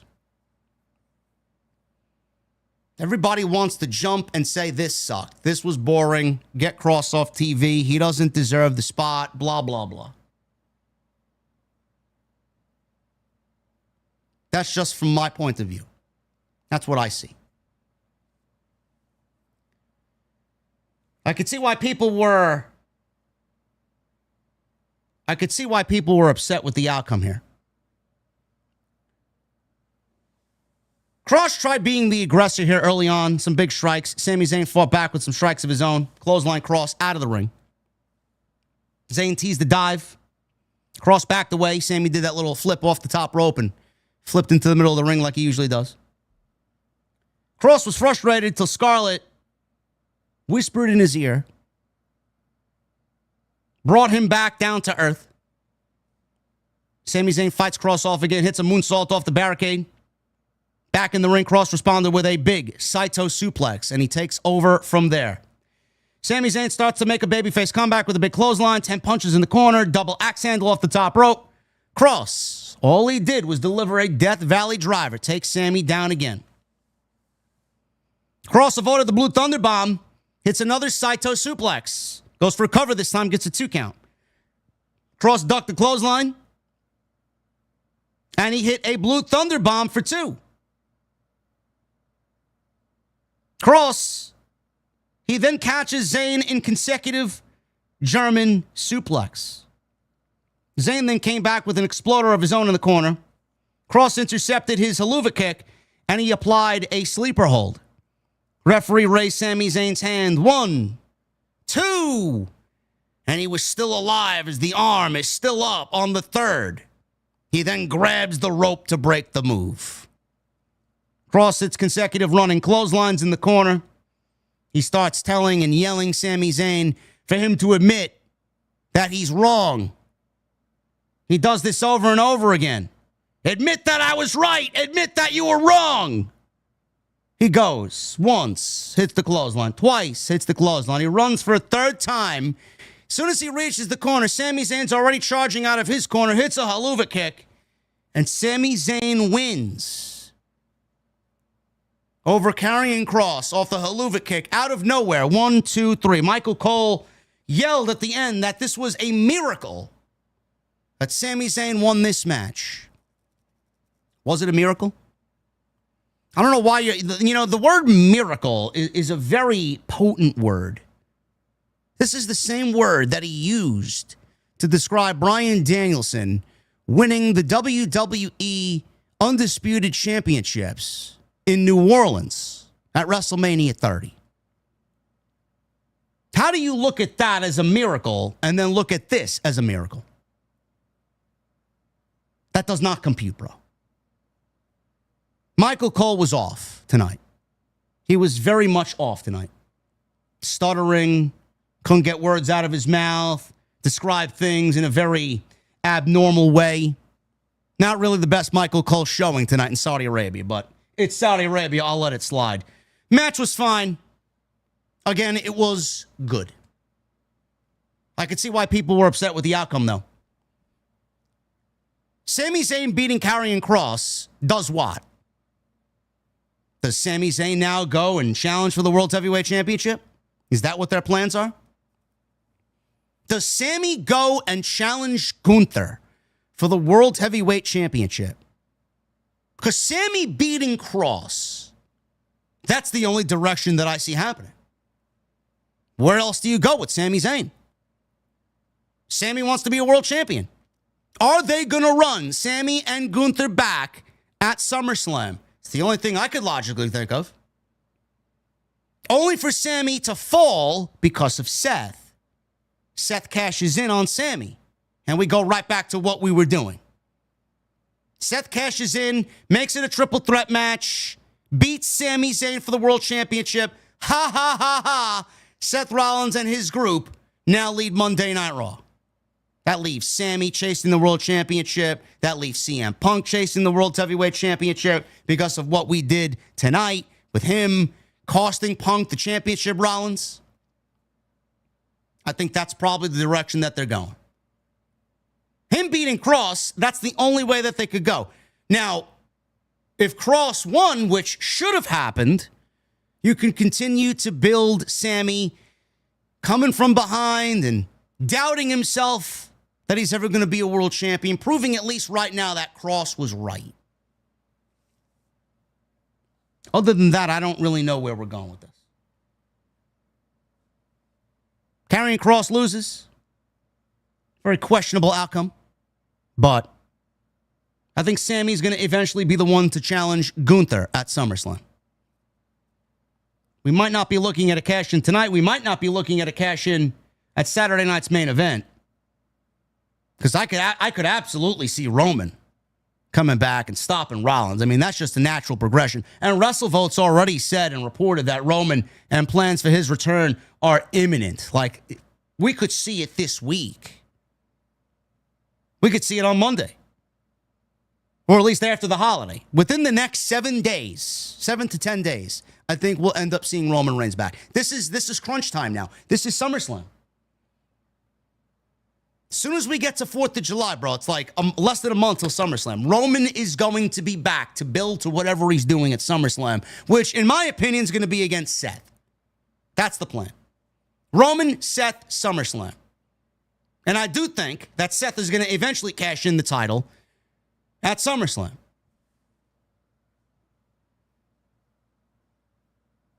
Solo Sikoa. One-on-one with Jacob Fatu for the United States Championship. I know a lot has been made about this, and Solo Sikoa, you start to see the opinions of Solo. His character work is slowly starting to finally come along, and he's turning into something on his own, away from his brothers and away from Roman. Solo is solid. I enjoy Solo. It's that when Solo gets in the ring, I'm not really enthralled by a Solo Sikoa match. That's the problem. Like, I think Solo leading his own group is great. I think Solo, when he's on the mic and he's showing his charisma, is great. But when Solo actually is in the ring and the bell rings, that's when I kind of distance myself and I say, you know what, bro? I'm not really into this right now. It happens every single time. There's just something, an aspect of boredom when it comes to Solo Sikoa in the ring. I know I'm not the only one that feels that way either. Jacob Fatu. We know how great Jacob Fatu is. We know this guy has had the rocket pack strapped to him since day one. He was given the United States Championship at WrestleMania. He's held it for about 70 days. But the more you watch WWE TV and you see what they're doing, it looks like they're going in a certain direction going into SummerSlam. I know Damian Priest got moved to Friday Night SmackDown, and I know he did his deal with Drew McIntyre, but after that was over, after that steel cage match on Saturday night's main event was over, we got Damian Priest and Jacob Fatu crossing paths. Priest saying, I want that belt. There's a mutual respect I have for you. I know what you're dealing with family. I've been there. When that time comes, I want that United States Championship match. Jacob Fatu's not going to say no. So I thought they were building to that. It looks like they're putting that on hold for now. And that all kind of came into a reality tonight. They're moving in two completely different directions. And I hope that story is going to eventually branch out from both new directions. Looks like Damian Priest is going to have something to do with Aleister Black going into SummerSlam, as we saw on SmackDown last night. And Jacob Fatu is going to continue his battle over the United States Championship with Solo Sikoa. And I know with the rumor of Hikuleo and him debuting on main event the last 2 weeks, working dark matches, it was only a matter of time before we saw him hit the main roster. And it was reported yesterday that Hikuleo was on the charter flight with the rest of the talent coming to Saudi Arabia. There you go. Done. As soon as that report came out and I read that report, I'm like, we're getting a new United States champion. Easy. And it makes sense. Again, this was fine. It was honestly more about the ending than anything. If I had to rate matches, this was probably the second worst match on the show. And I'm being generous. Solo hits Fatu with a cheap shot right before the bell rang. Fatu fought back pretty quickly. Solo blocked his suicide dive attempt, slammed him on the ring apron and on the black mat with a series of Uranages. Solo hits a running hip attack, applied a sleeper hold for quite a long time here. Cole said Fatu he was fading. Again, boring. And the crowd really let you know that they were bored too. Fatu eventually got up, fought back until Solo turned him around with a nasty-looking German suplex. I thought Solo dropped Fatu on his fucking head. He gets up, he does that fucking thing where he just shakes himself crazy. He got up, no-sold it. Fatu landed right on his face with this suplex. He no-sold it, he fights back, hits a running hip attack, impaler DDT, senton bomb for a 2. All of a sudden, Jeff Cobb Mateo runs out. He distracted the referee. On the opposite side of that, we got the return of Tonga Loa. The crowd goes mild. Tonga Loa has returned. He attacked Fatu with a big, twisting, elevated neck breaker off the top rope. Solo rolled into a cover here, but Fatu kicked out even after the attack from Tonga Loa. Fatu wiped out Mateo. He took out Tonga Loa with a Fosbury flop. Fatu hit Sikoa with a Samoan drop. Moonsault. But all of a sudden, after the mighty moonsault, Solo Sikoa was pulled out of the pinning predicament by a debuting Hikuleo. He was not named. He was only referred to in a very long-winded and jumbled way by Michael Cole. He was referred to as the brother of Tama Tonga and Tonga Loa. Hikuleo chokeslammed Fatu on the announce desk, taunted him with his own taunt, rolled him back in the ring. I don't know what the referee was distracted by at this point. I guess he was distracted by Jeff Cobb on the opposite side. Solo hits Fatu with a Samoan spike that hit him so hard, it flipped him over. He goes for cover. 1, 2, 3. And Solo Sikoa is the new WWE United States Champion. Solo posed on the ramp. Fireworks went off. And that's the way Jacob Fatu's title reign, for now, comes to an end. This went 12 minutes. None of it was particularly interesting whatsoever. It was downright boring. This was the second worst match on the show. And again, it has a lot to do with Solo's in-ring work, man. It's like, there's nothing there. There's nothing there. Jacob Fatu's fucking great. Listen, I've called Jacob Fatu matches for 7, 8 months, 9 months straight in House of Glory. I know what the guy can do. Anybody that has watched him knows what he can do. It's not him. It's Solo. It's very much Solo. Why did Solo Sikoa win the United States Championship? The answer is very simple. Because if Jacob Fatu beats Solo tonight, where do they go? Where do they go? They've opted to continue telling this storyline now as a way to introduce Tonga Loa back. I don't know where Tama Tonga is. Seemingly feels like Solo's bloodline is never at full strength and they're all out at the same time, and one of them is always missing. He's got his crew now stronger than ever.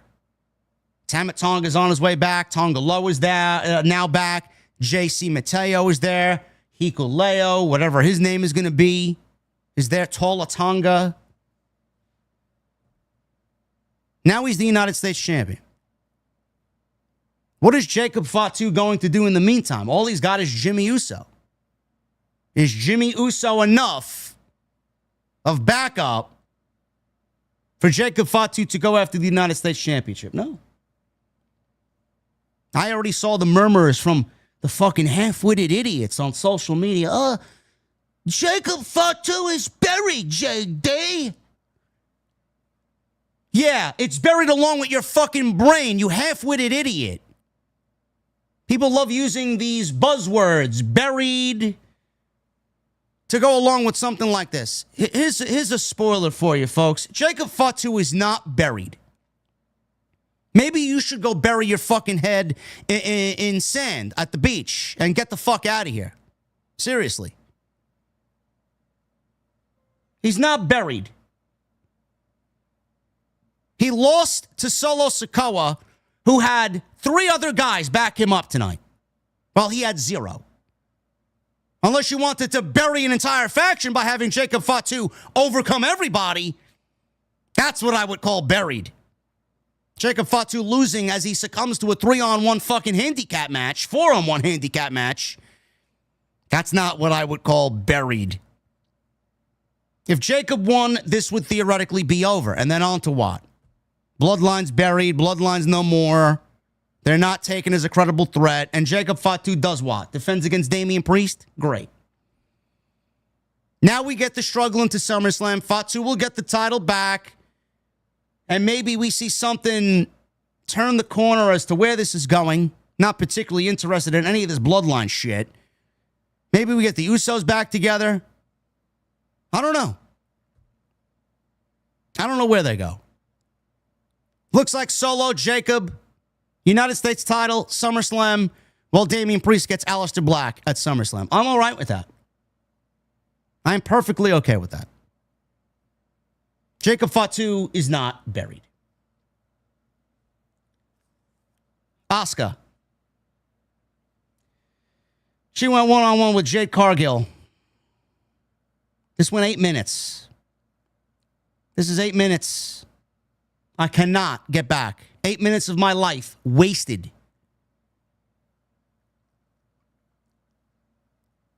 How many times do I need to reiterate to you guys that Jade Cargill is not it? Have you heard me yet? Does anybody believe me yet? Have you been convinced enough yet? How much more do we need to endure for you to get the point? How much?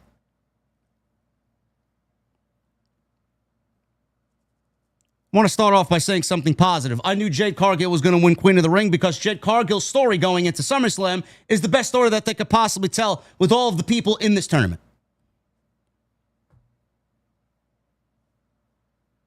I knew they were going to go Jade and Asuka. Asuka just comes back.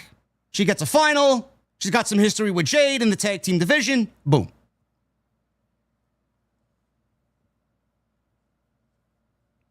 Pro wrestlers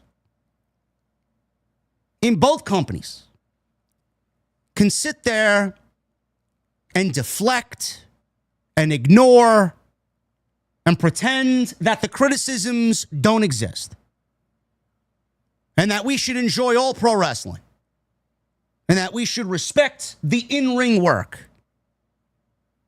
And they use the absolutely bottom of the barrel excuse of, you're not allowed to say anything unless you're in the ring wrestling. You're a complete idiot. I don't need to be a pro wrestler to know what a good or bad match is. Do I need to be a chef to know that the chef's food is terrible? Do I need to be a mixologist to know that this fucking asshole at the bar made my old fashioned the wrong way? Do I need to have years and decades of experience to know that a managerial decision by your favorite team, my favorite team, was a wrong decision? Maybe he shouldn't have put the closer in at that point, and he should have went with the long man in the relief role. There are aspects to things that we enjoy that are going to be open to criticism. Everybody thinks that I'm hard on Jade Cargill because of a tweet she made 3 years ago, 2 years ago. I can hear you all the way from your mother's basement. Fans will get off on that, and fans will fucking still clip it and this and that, and they'll claim JD hates Jade, and JD hates women, JD's racist. I mean, it'll legitimately spawn into like 6 or 7 other things that have nothing to do with the thing I'm talking about.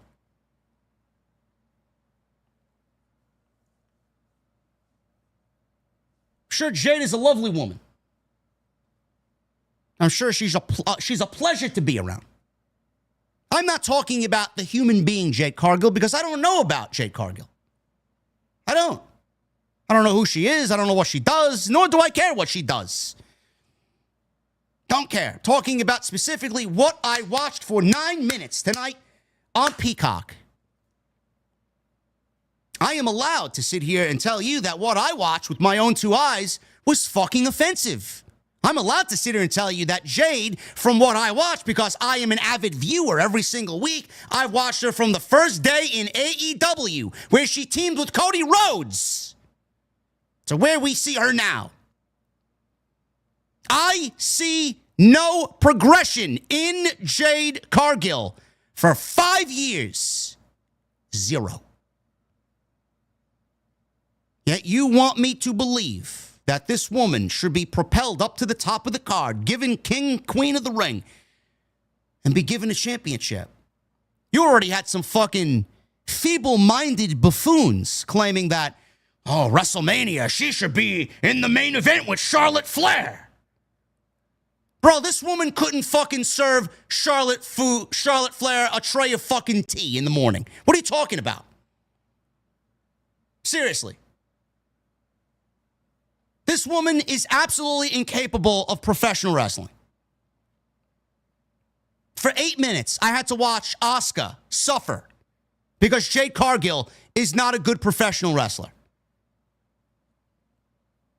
Then you got people who are thrilled that Saudi Arabia didn't cheer Jade Cargill, laughing over the fact that Jade Cargill didn't get cheered. Oh, don't worry, she'll get back to the United States and she'll be beloved. They're not going to cheer a black woman in Saudi Arabia. Let me tell you something, bro. She ain't even getting the fucking reactions here in the United States. Nobody gives a shit. Nobody cares. Do you want to know why nobody cares? Because WWE thinks that their audience is fucking stupid.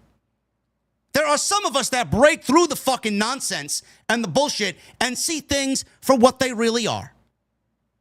Nobody wants to cheer an overly manufactured, produced talent like Jade Cargill that has absolutely no fucking charisma and no personality whatsoever. She's another line of women, another line of talent that is chiseled from fucking granite, that she should be a statue in front of the fucking Roman Coliseum the way she fucking looks. That's all she's worth. But in an aesthetic business, that's all they give a fuck about. They're going to try and suck as much money out of her as humanly possible and then get rid of her when the next fucking person who looks like Jade Cargill comes along. She can't wrestle. She can't cut a promo. She can't wrestle. You go to Jade Cargill's LinkedIn profile, her profession says professional wrestler. How could you call yourself a professional wrestler if you can't professionally wrestle?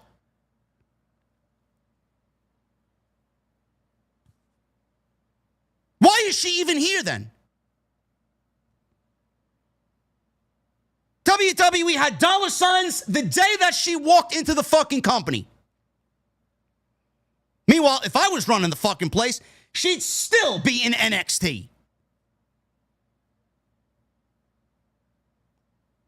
If Blake Monroe, if Mariah May, if Jordan Grace needs to be in NXT, what gives you the fucking reason that Jade Cargill should not?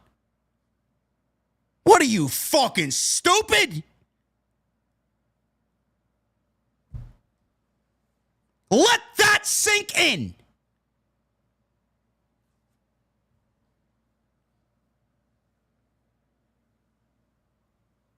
I would take any of the women that are currently on Evolve more than fucking Jade Cargill. You got Nikita Lyons wrestling on fucking Tubi, and she would bring Asuka to a better match than Jade Cargill did.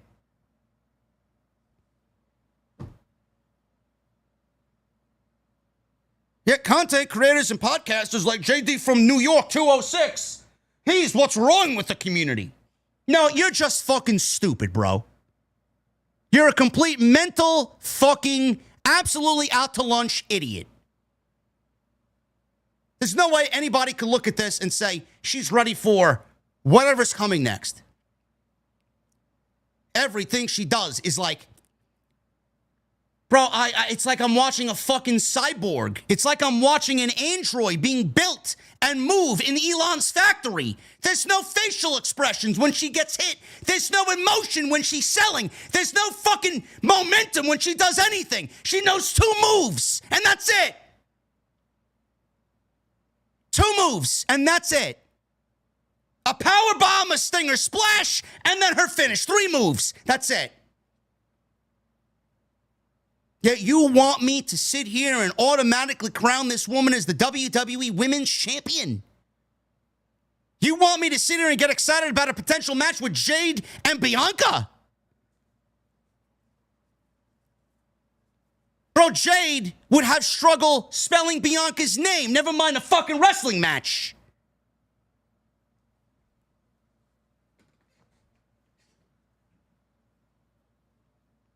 Open your eyes.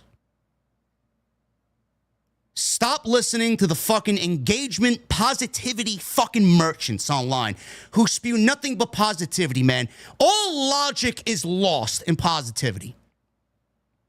They'll be the first to react to Jade Cargill and then accumulate 30,000 likes on TikTok, and all I see is a fucking retard who sits there reacting fake to a fucking clip over someone who can't do their job correctly. I got it a little bit with the Zelina Vega tweet I put out last night. Why didn't Triple H treat Zelina Vega like a champion? I don't know, bro. Maybe because she sucks? Half the fucking roster sucks. These are the same people that call Karrion Kross boring. I just called Solo Sikoa boring. Where's the outrage for that? He sucks at what he does. His in-ring game sucks. Zelina sucks. He went with the right woman in the moment in Julia. She's now a champion. Cry me a river.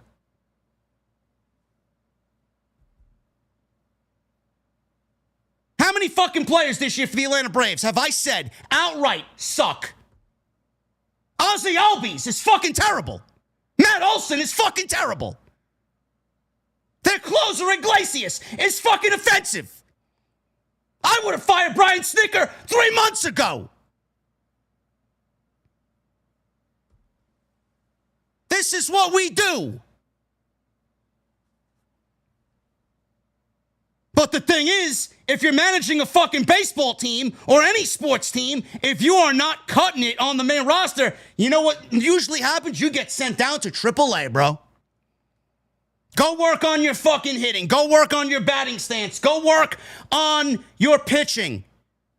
Jade Cargill seemingly needs to take a trip down to the Performance Center and sit there for a few months to fucking get this thing called pro wrestling, because she certainly is not getting it on the main roster.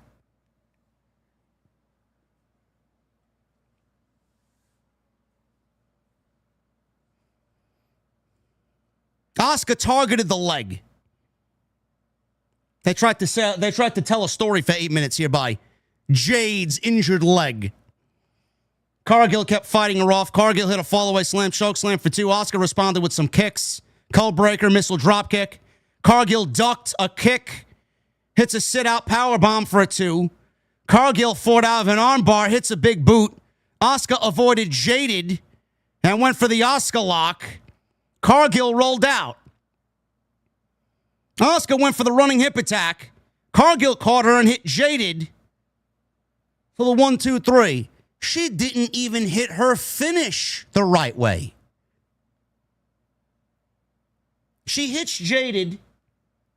There was a momentary hesitation and slight confusion. I don't know what the fuck she wanted. It's almost as if she forgot she was going to do her finishing move.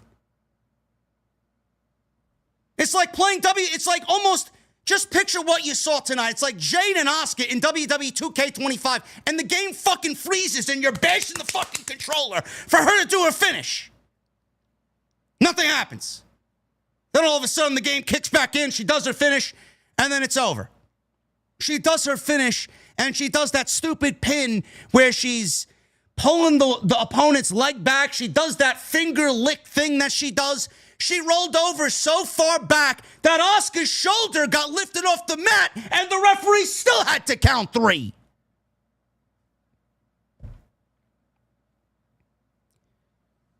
This woman won Queen of the Ring and botched her own pinfall. She botched her own signature pinfall in the final of the Queen of the Ring tournament.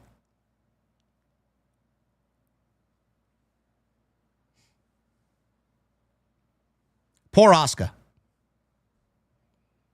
I know everybody wanted Io and Asuka. I know everybody wanted Io and Asuka. You still probably want Io and Asuka. So do I. There are ways to get Io and Asuka without giving Asuka the Queen of the Ring. But seeing what we got tonight,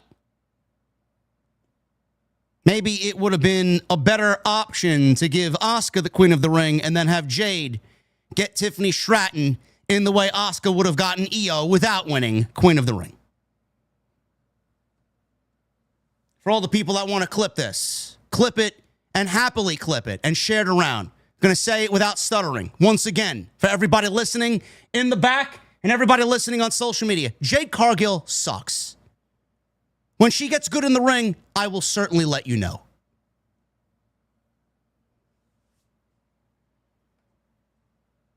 Oh my God, JD can't say that. JD can't say that. JD's too brash and harsh with his opinions, but he takes it a little bit too personal. I didn't say nothing personal about her. She sucks. She sucks. Just like some of the people watching me say JD sucks. Just like I say Jade Cargill sucks, you're allowed to say JD sucks. It's the same thing, man. The world goes round and round. John Cena.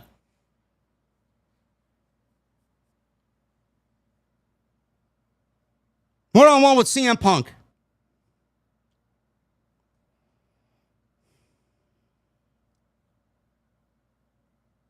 This felt big. This felt like a big deal. It's the one thing on this show. Cody and Randy felt like a big deal. This felt like a big deal. From the introductions to the entrances, Mark Nash adds a lot. He's great at what he does. This was a main event that felt like a big deal. Punk comes out first. Huge reaction. People singing along to his theme. He sat cross-legged in the ring. He waited John Cena. He wore his throwback gear from that fabled night in Chicago at Money in the Bank.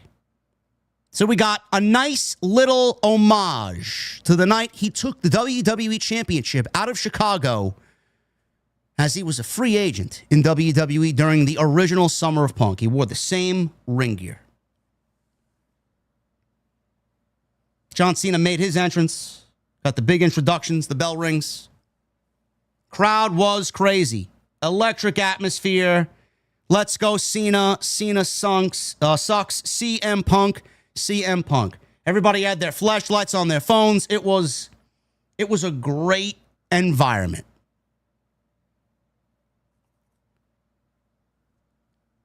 They didn't do too much for the first 5 minutes of this. Felt each other out, headlocks, side headlock takeovers, collar and elbow tie-ups, arm drag.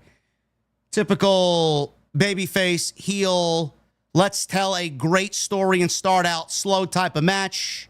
It's what they did. Punk avoided a shoulder tackle, went for the GTS. Punk slipped out, or Cena rather slipped out. Punk tried a version of an octopus hold, which Wade Barrett mentioned was influenced by his wife, AJ Lee. Cena fought out of that. Cena did his usual comeback, 5-knuckle shuffle. Punk avoided an AA, hits a neck breaker and a corner knee strike. Barrett acknowledged what we were getting is the greatest hits from both men. That's something I did not want. Yeah, we'll just book this match and just give them the greatest hits. Now, John Cena's entire run this year has been the greatest hits. I don't want to see that. I want to see something different. I want to see something fresh, especially with the build that we got for the last 3 weeks. But I guess you could say the build is their greatest hits. Pipe Bomb, Doctor of Punkonomics. Punk hit a flying elbow drop, went for a GTS. Cena countered into an STF. Punk countered into an Anaconda Vice. Cena fought out. Hits an AA for 2. Anybody got an AA counter? It's the first AA. Punk slipped out of another AA. Hit a DDT, applied the STF himself. Cena got a rope break. They exchange counters back and forth until Cena hits a second AA. Another kick out, another near fall. That's 2 AAs. 2 AAs. We'll pick it up in a second, but I gotta...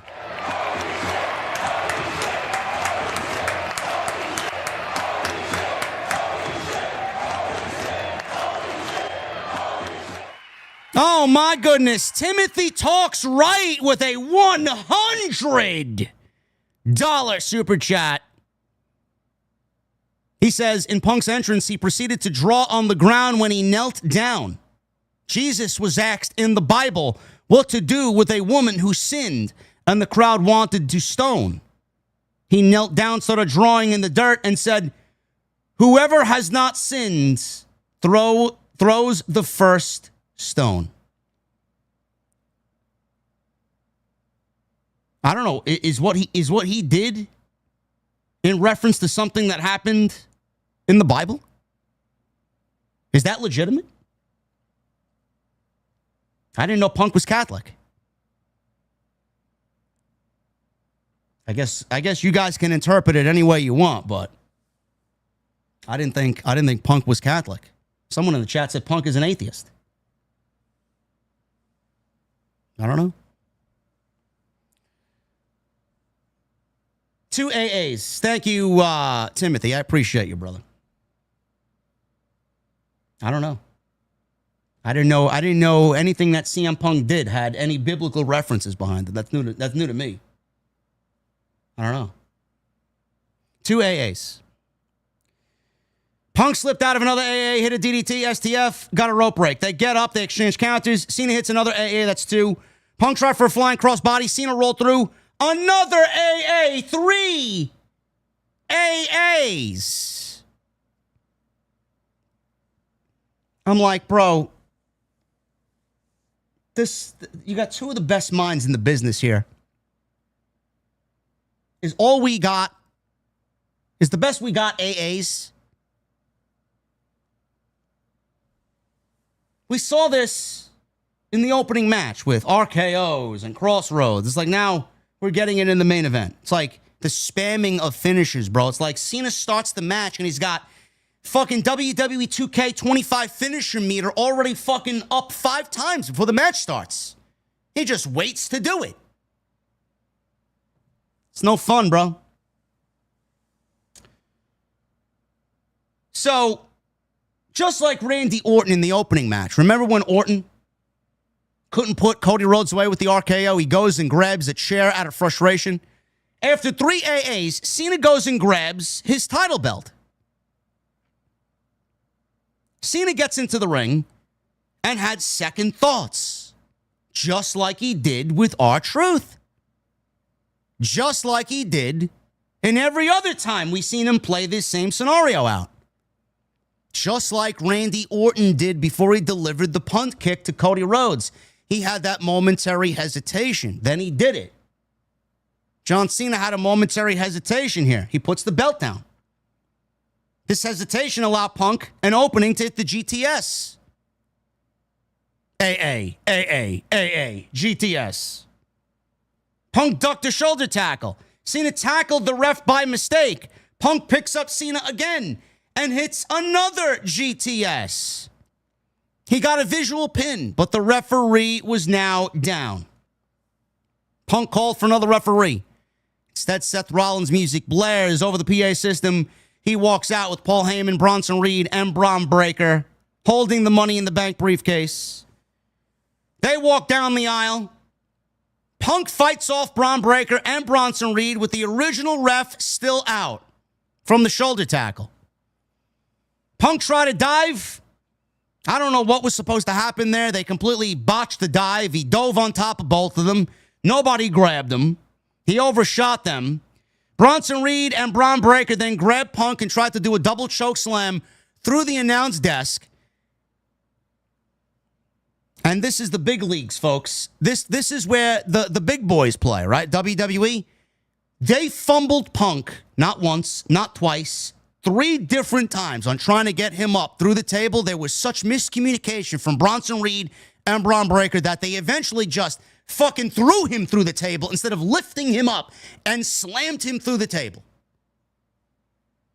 I'm looking at this, I'm like, Jesus fucking Christ. Not only do we got finisher spam, now we got this fucking comedy garbage out here. Another random interference with fucking 4 guys out there.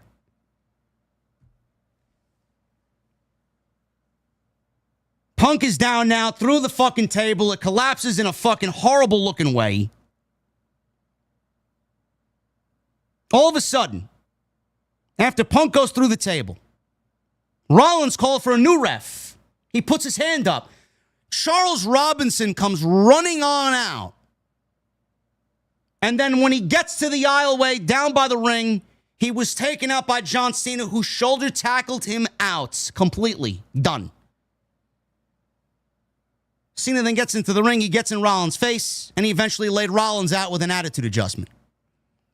Braun Breaker, Bronson Reed, they get into the ring, and they start beating up John Cena until Penta's music hits the PA system.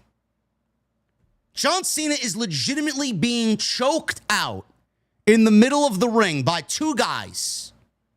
And Penta comes on out, and he starts doing his fucking dance. He's dancing on the stage. He's doing this.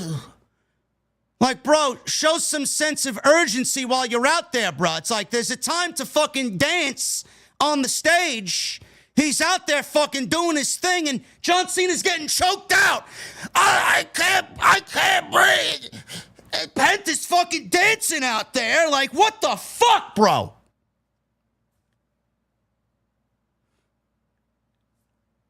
He's fucking tippy-toeing down to the aisle.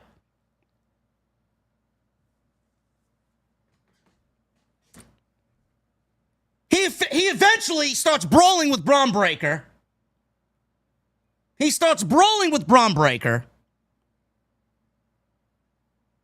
Sami Zayn then runs out, evens the odds. Penta wipes out Braun and Zayn, who are fighting off on the side of the stage area, jumps off the stage, takes them both out. We go back in the ring. Reed was about to give John Cena a tsunami. Punk shoved him off the top rope before that was executed. Cena, in probably the most impressive spot of the entire show, lifts up Bronson Reed and delivers an attitude adjustment to Bronson Reed. Punk and Cena then stare face to face after all this chaos finally comes to a stop. The original referee is still out. Charles Robinson's still out. You got Punk and Cena in the middle of the ring. They're on the same page, fighting against a common enemy here. Rollins is trying to cash in on Cena. Punk is trying to fucking win the world championship.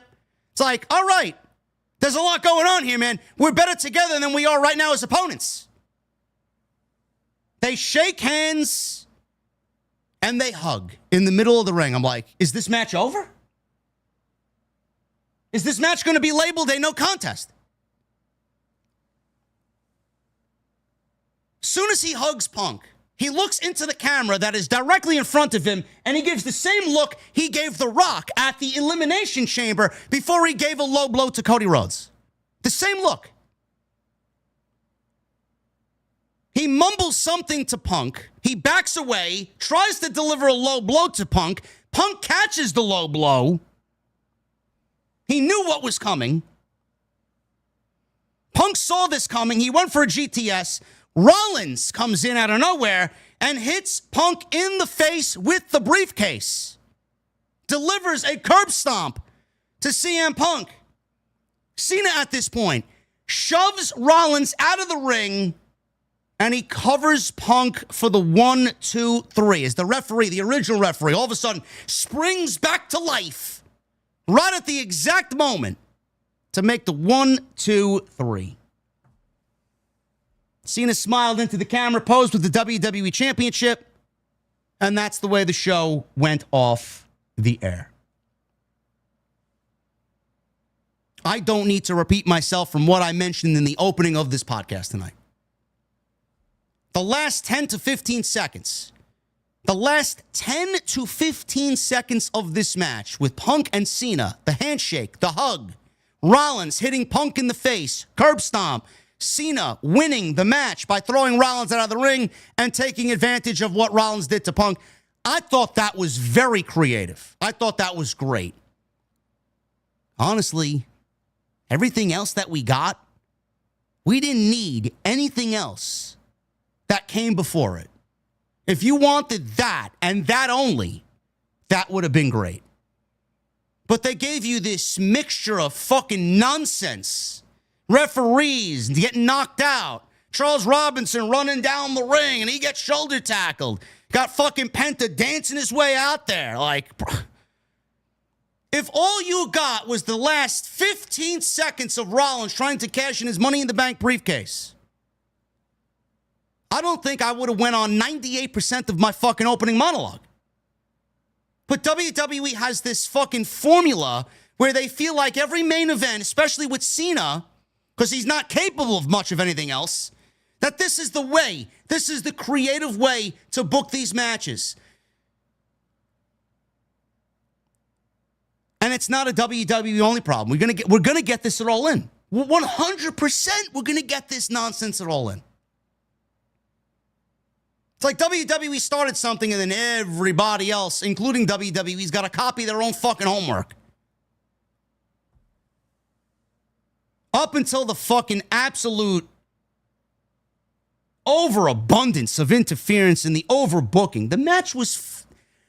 I'm not expecting John Cena to go in there and deliver a Bret Hart, Mr. Perfect 1993 classic with fucking CM Punk. I'm not. But everything else that happened, man, the chaos and the fucking overabundance and the overbooking of interference, man, it's there's just no creativity in any of that, man. John Cena wins. He retains the title. I don't know where we're going with Punk. I don't know what we're doing at SummerSlam. As Rollins holds the Money in the Bank. I don't know. Do we get Rollins Reigns? Do we get Punk and Breaker at SummerSlam? I don't know. I don't know. Do we get Punk, now that he got screwed out of this title match, do we get Punk added to Cena and Cody? I don't know. I don't know. Night of Champions was a mindless 3.5-hour show that provided some thumbs up. We got a very good opening match with Cody Rhodes and Randy Orton. Randy Orton teasing heel turn. We got a very good women's match with Rhea Ripley and Raquel Rodriguez. Everything else, I don't know what to tell you. Was it still a thumbs up show? Yeah, I give it 1 thumbs up out of 2. I give it a 5 out of 10. I don't know how you guys feel in the chat. You guys got 3,000 votes in. Did you enjoy Night of Champions? 64% of you said yes. 36% of you said no. It's fine. You can sit there and enjoy it all you want, man. You got your reasons for enjoying it. I got my reasons and my critical aspects of the show, and that's what I deliver on this show nightly. If you don't like it, I'm sorry. I want more. I want better. Both companies in the United States right now are barely skating by creatively, and right now they are not delivering in any aspect towards their biggest shows of the year. WWE didn't do it for WrestleMania, and AEW is certainly not doing it going into All In. Thank you guys very much for all of your support. I really appreciate you hanging out with me here tonight. We're going to get into your super chats.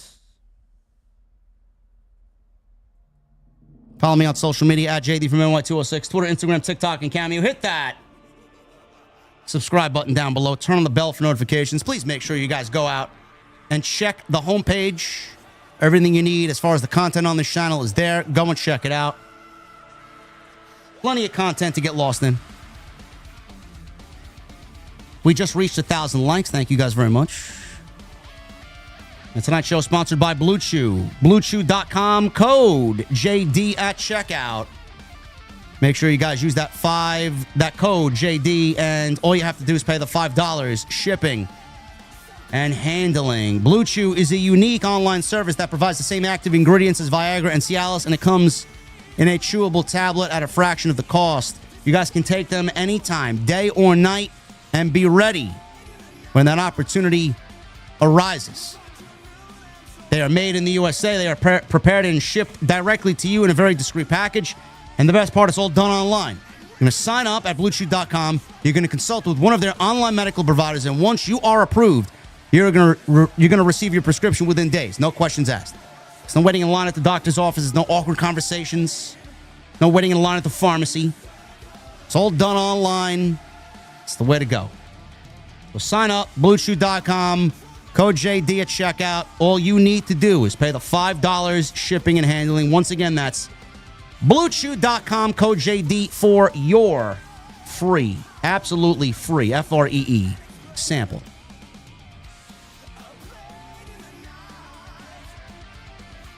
Illuminati with a $2 super chat calling it. Cody wins via an RKO. That was at 1:20 p.m.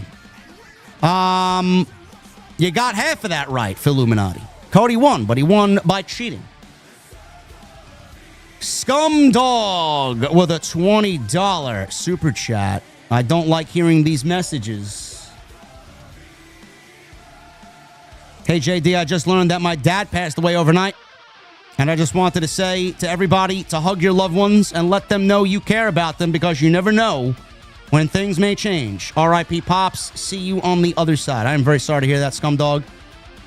Thank you for expressing that with us here in the OTS venue with the OTS family. Our thoughts and prayers are with you. Everybody, let me see some prayer emojis from my guy, Scumdog420. Thinking about you, brother. Thank you.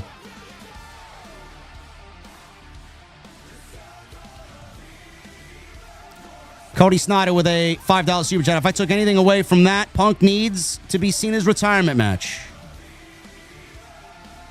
CM Punk could realistically be the reason that John Cena turns back to the good side. He could be the reason that Cena sees the light. Captain Solo with a $5 super chat. Did Tony Khan write that overproduced, convoluted, dog shit ending? That was terrible.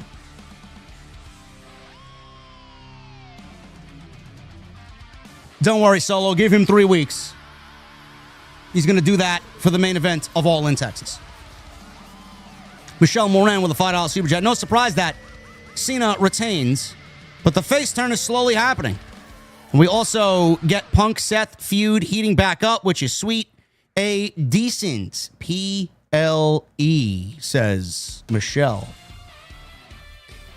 5 out of 10 from me, Michelle. Richie V with a $4.99. Triple H loves his interferences. I was enjoying Punk and Cena until it looked like a Bloodline rules match. I understand the purpose of it, though. Sure. Anybody watching understands the purpose of it. But it's done so much that it loses its appeal. And then it becomes eye-rolling. Captain Solo at a 5. Jade Cargill has been in the wrestling business for how many years and still can't wrestle? And WWE needs to stop jobbing Karrion Kross or just release him. Jade's been in the business for 5+ years, bro.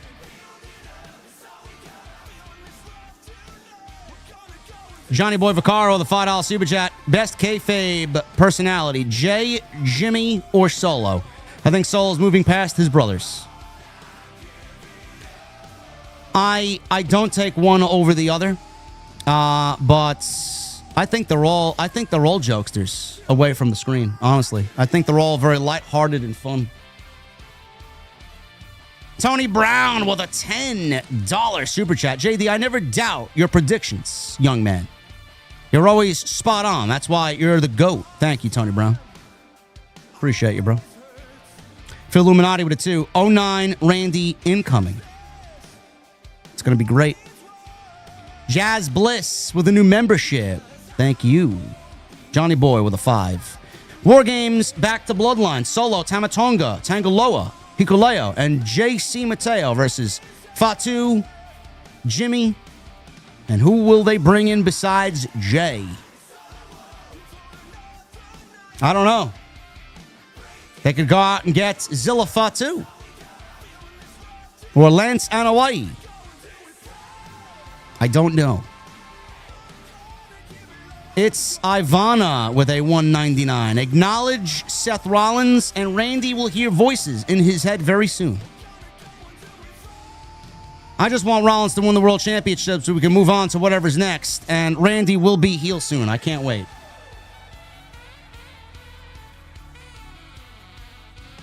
Melee King with a $5 super chat. Uh-oh. Sidro is Melee King tonight. What happened, bro? YouTube sucks. He's got jokes.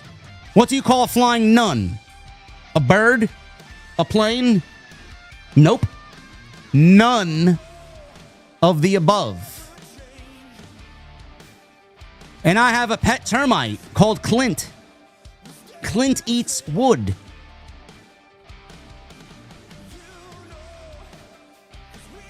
Couple of snarky ones there, bro. I like that.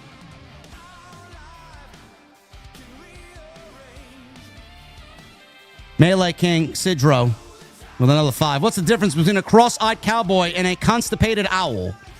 One can shoot, but can't hit. And the other can hoot, but can't shit.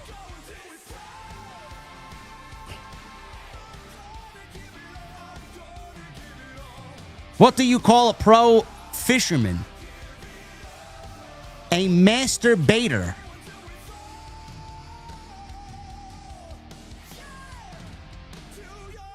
I see you, Sidro.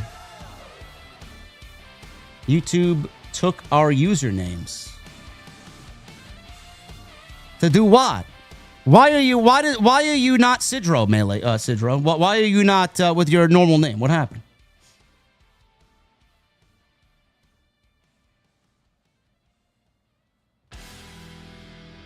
RKO 2009 with $2 Super Chat. 5-star restaurant, and I got Burger King. LOL. Illuminati with a 5. Todd goes back to Cody. We finally got the Randy feud that will feed generations.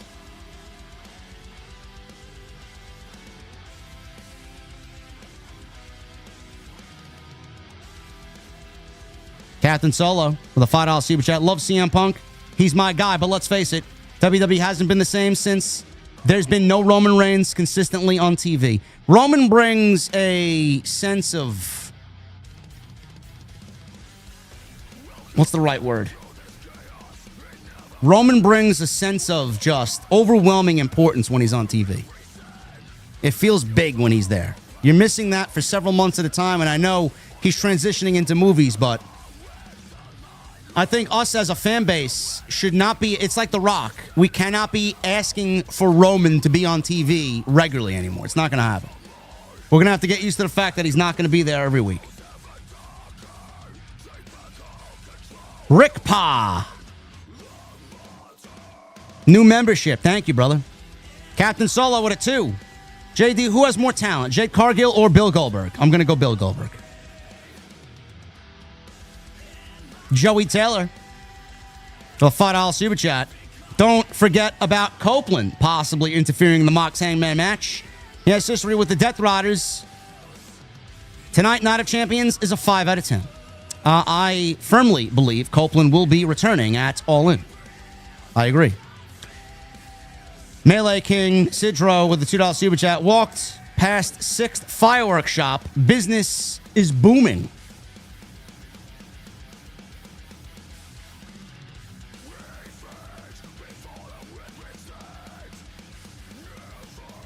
Did I miss any more Sidro? I think I got them all, bro. Cross-eyed cowboy, constipated owl, masturbator. Yeah, the fireworks one I got. Yeah, I got it, bro. Phil Illuminati, thank you, brother. Captain Solo, thank you, man. Rick Pa, Captain Solo, thank you, guys. Jordan Sailor with a new membership. Thank you, Jordan. Jay Solstice, thank you for the $100 Super Chat, brother.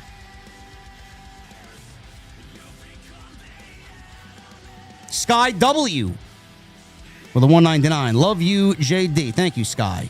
Jackie Boy 2003 with a 5. Adrenaline in my soul. Something. Cody Rhodes.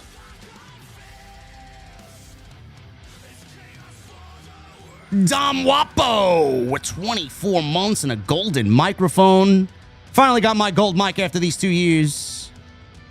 These 2 years have gone by so fast. Always appreciate your honest and open opinions. Hashtag get away from me. It's the new thing in Mario Kart. Get away from me. Captain Solo at a 5. All these multiple finishes and kickouts, yet it only takes one Helluva kick to put Karrion Kross away. Why? One Helluva kick. I guess we should really appreciate the fucking fact that one finished off Karrion Kross, huh? Hollywood Bug Hunter with the 35 months. Didn't hate the show, but it was very predictable. Also, I hate all the run-ins. Triple H needs to get off that Bischoff stuff. Roman is laughing at that title. It's a lot. There's a lot of interference, bro. Jay Gordo with a 5. JD, I started watching your show this year. Immediately, I got hooked on your show. You are the real voice of us, true, real wrestling fans. OTS for life. Jay Gordo with the comment of the night, bro. Thank you very much, man. Hopefully you are enjoying your stay.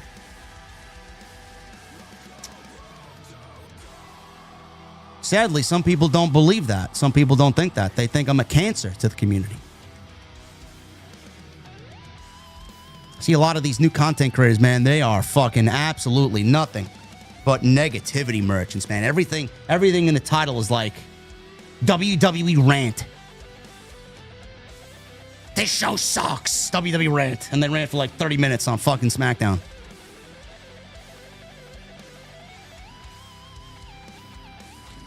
Lavelle with a 5. Do you see WWE righting the wrongs of WrestleMania, having Rock involved in Cena vs. Cody 2 at SummerSlam? Maybe a double turn and Cena drops the title. No.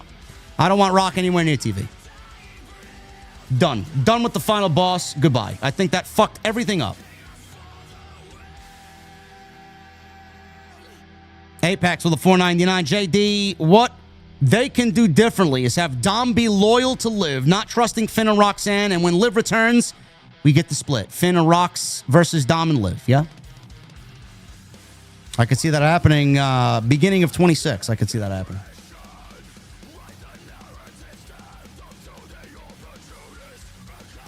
Johnny Boy Vaccaro with a $5 Super Chat. Solo winning. The Wolf will have to build his own pack for War Games. Bro, I'm not excited enough for it to be War Games. I mean, we're just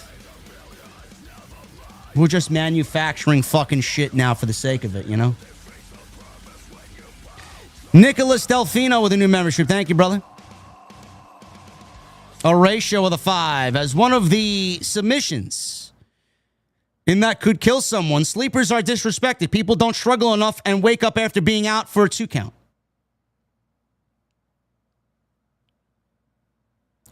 I don't really look at it that way. I just watch it for what it is, pro wrestling. I just don't want to be treated like... I guess you could factor in the same way I feel about certain things. You factor that into feeling how you feel about it.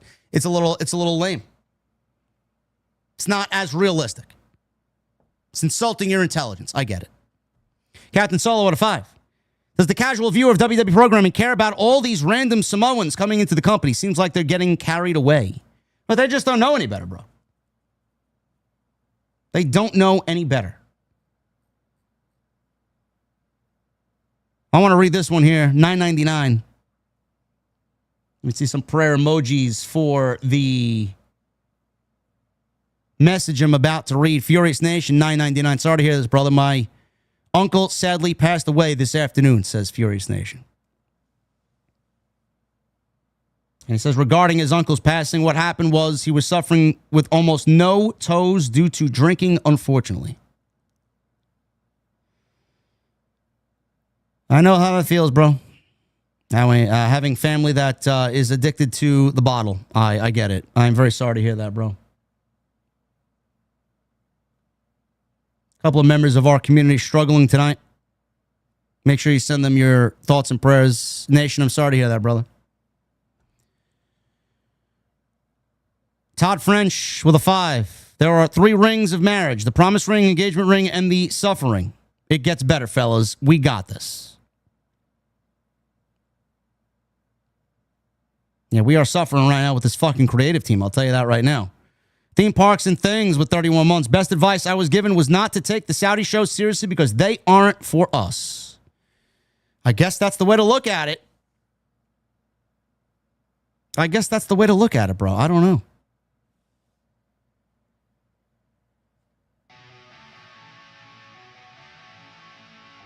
Stan with a $2 super chat. No message. Thank you, Stan. Rockstar Penguin with a 5. JD, your podcast kept me strong. Tomorrow marks 4 years since my heart surgery. Thank you and the OTS family for being by my side. Cheers and much love. Thank you, brother. And I am very happy to hear that you are happy and healthy for 4 years, bro. Thank you. Those are the best messages. When we help people out, when they're struggling with something in this show, and the content we create gives them some sort of escape.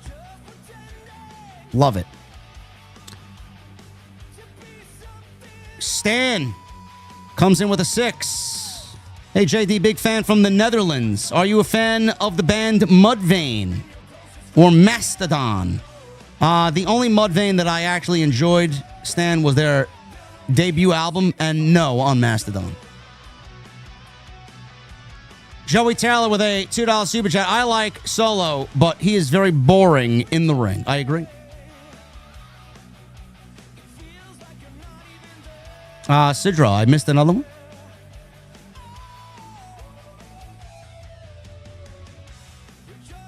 Did I miss a $5 one, bro? I'm not seeing it here, man.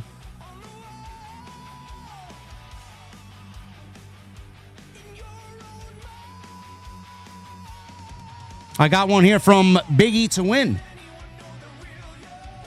Finisher spamming. I hope the day doesn't come when the end of days or the one-winged angel are just setup moves, but I wouldn't be surprised. I loved the end of days. I think that was probably one of the best finishers in WWE. Maybe the best.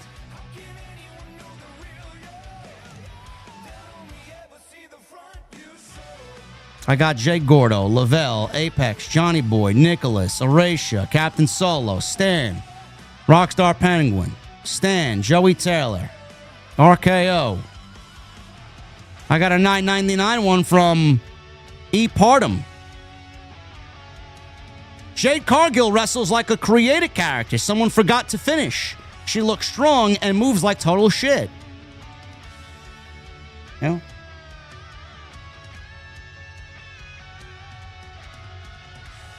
Yeah.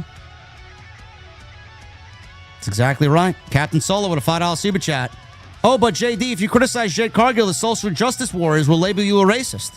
And poor Asuka having to lose to that green hack. Whatever, bro. I had 3,000 people in here listening to me rant, man. If you think I'm racist because I don't like someone's wrestling ability, you're a complete fucking idiot. People will just use me and my platform and my name to gain engagement. That's all they'll use that for. Because they know it'll get attention. What they don't know is they're bringing attention to me, and then the next time I'm live, you'll more than likely be here to say what I say next.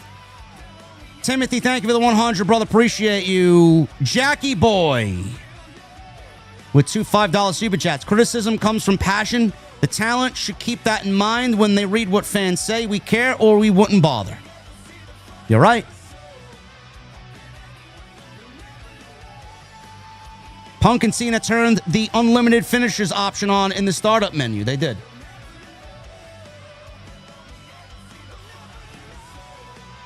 Best in the world, Matt, with a $5 super chat. Penta obviously took a page out of Jeff Hardy's playbook from AEW when he made his debut during the same night when Matt Hardy was getting beat up. He certainly did. Certainly did. Filuminati with a 5. Did I enjoy the show? Yes. Can the show be significantly better? Also, yes. Twister 1296 with a $5 super chat. I just want to get through 2025 and head into 2026 for pro wrestling. I was looking forward to Evolution and SummerSlam, but man, I just want to give up. Bro, I'm not looking forward to Saturday Night's Main Event or Evolution. I honestly feel like not covering Evolution, to be quite honest with you. We're like, what are we like? We're what? 14 days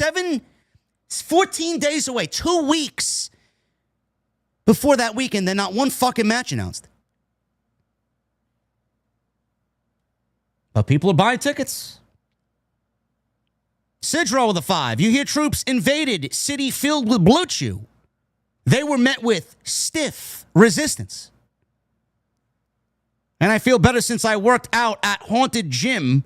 It lifted my spirits.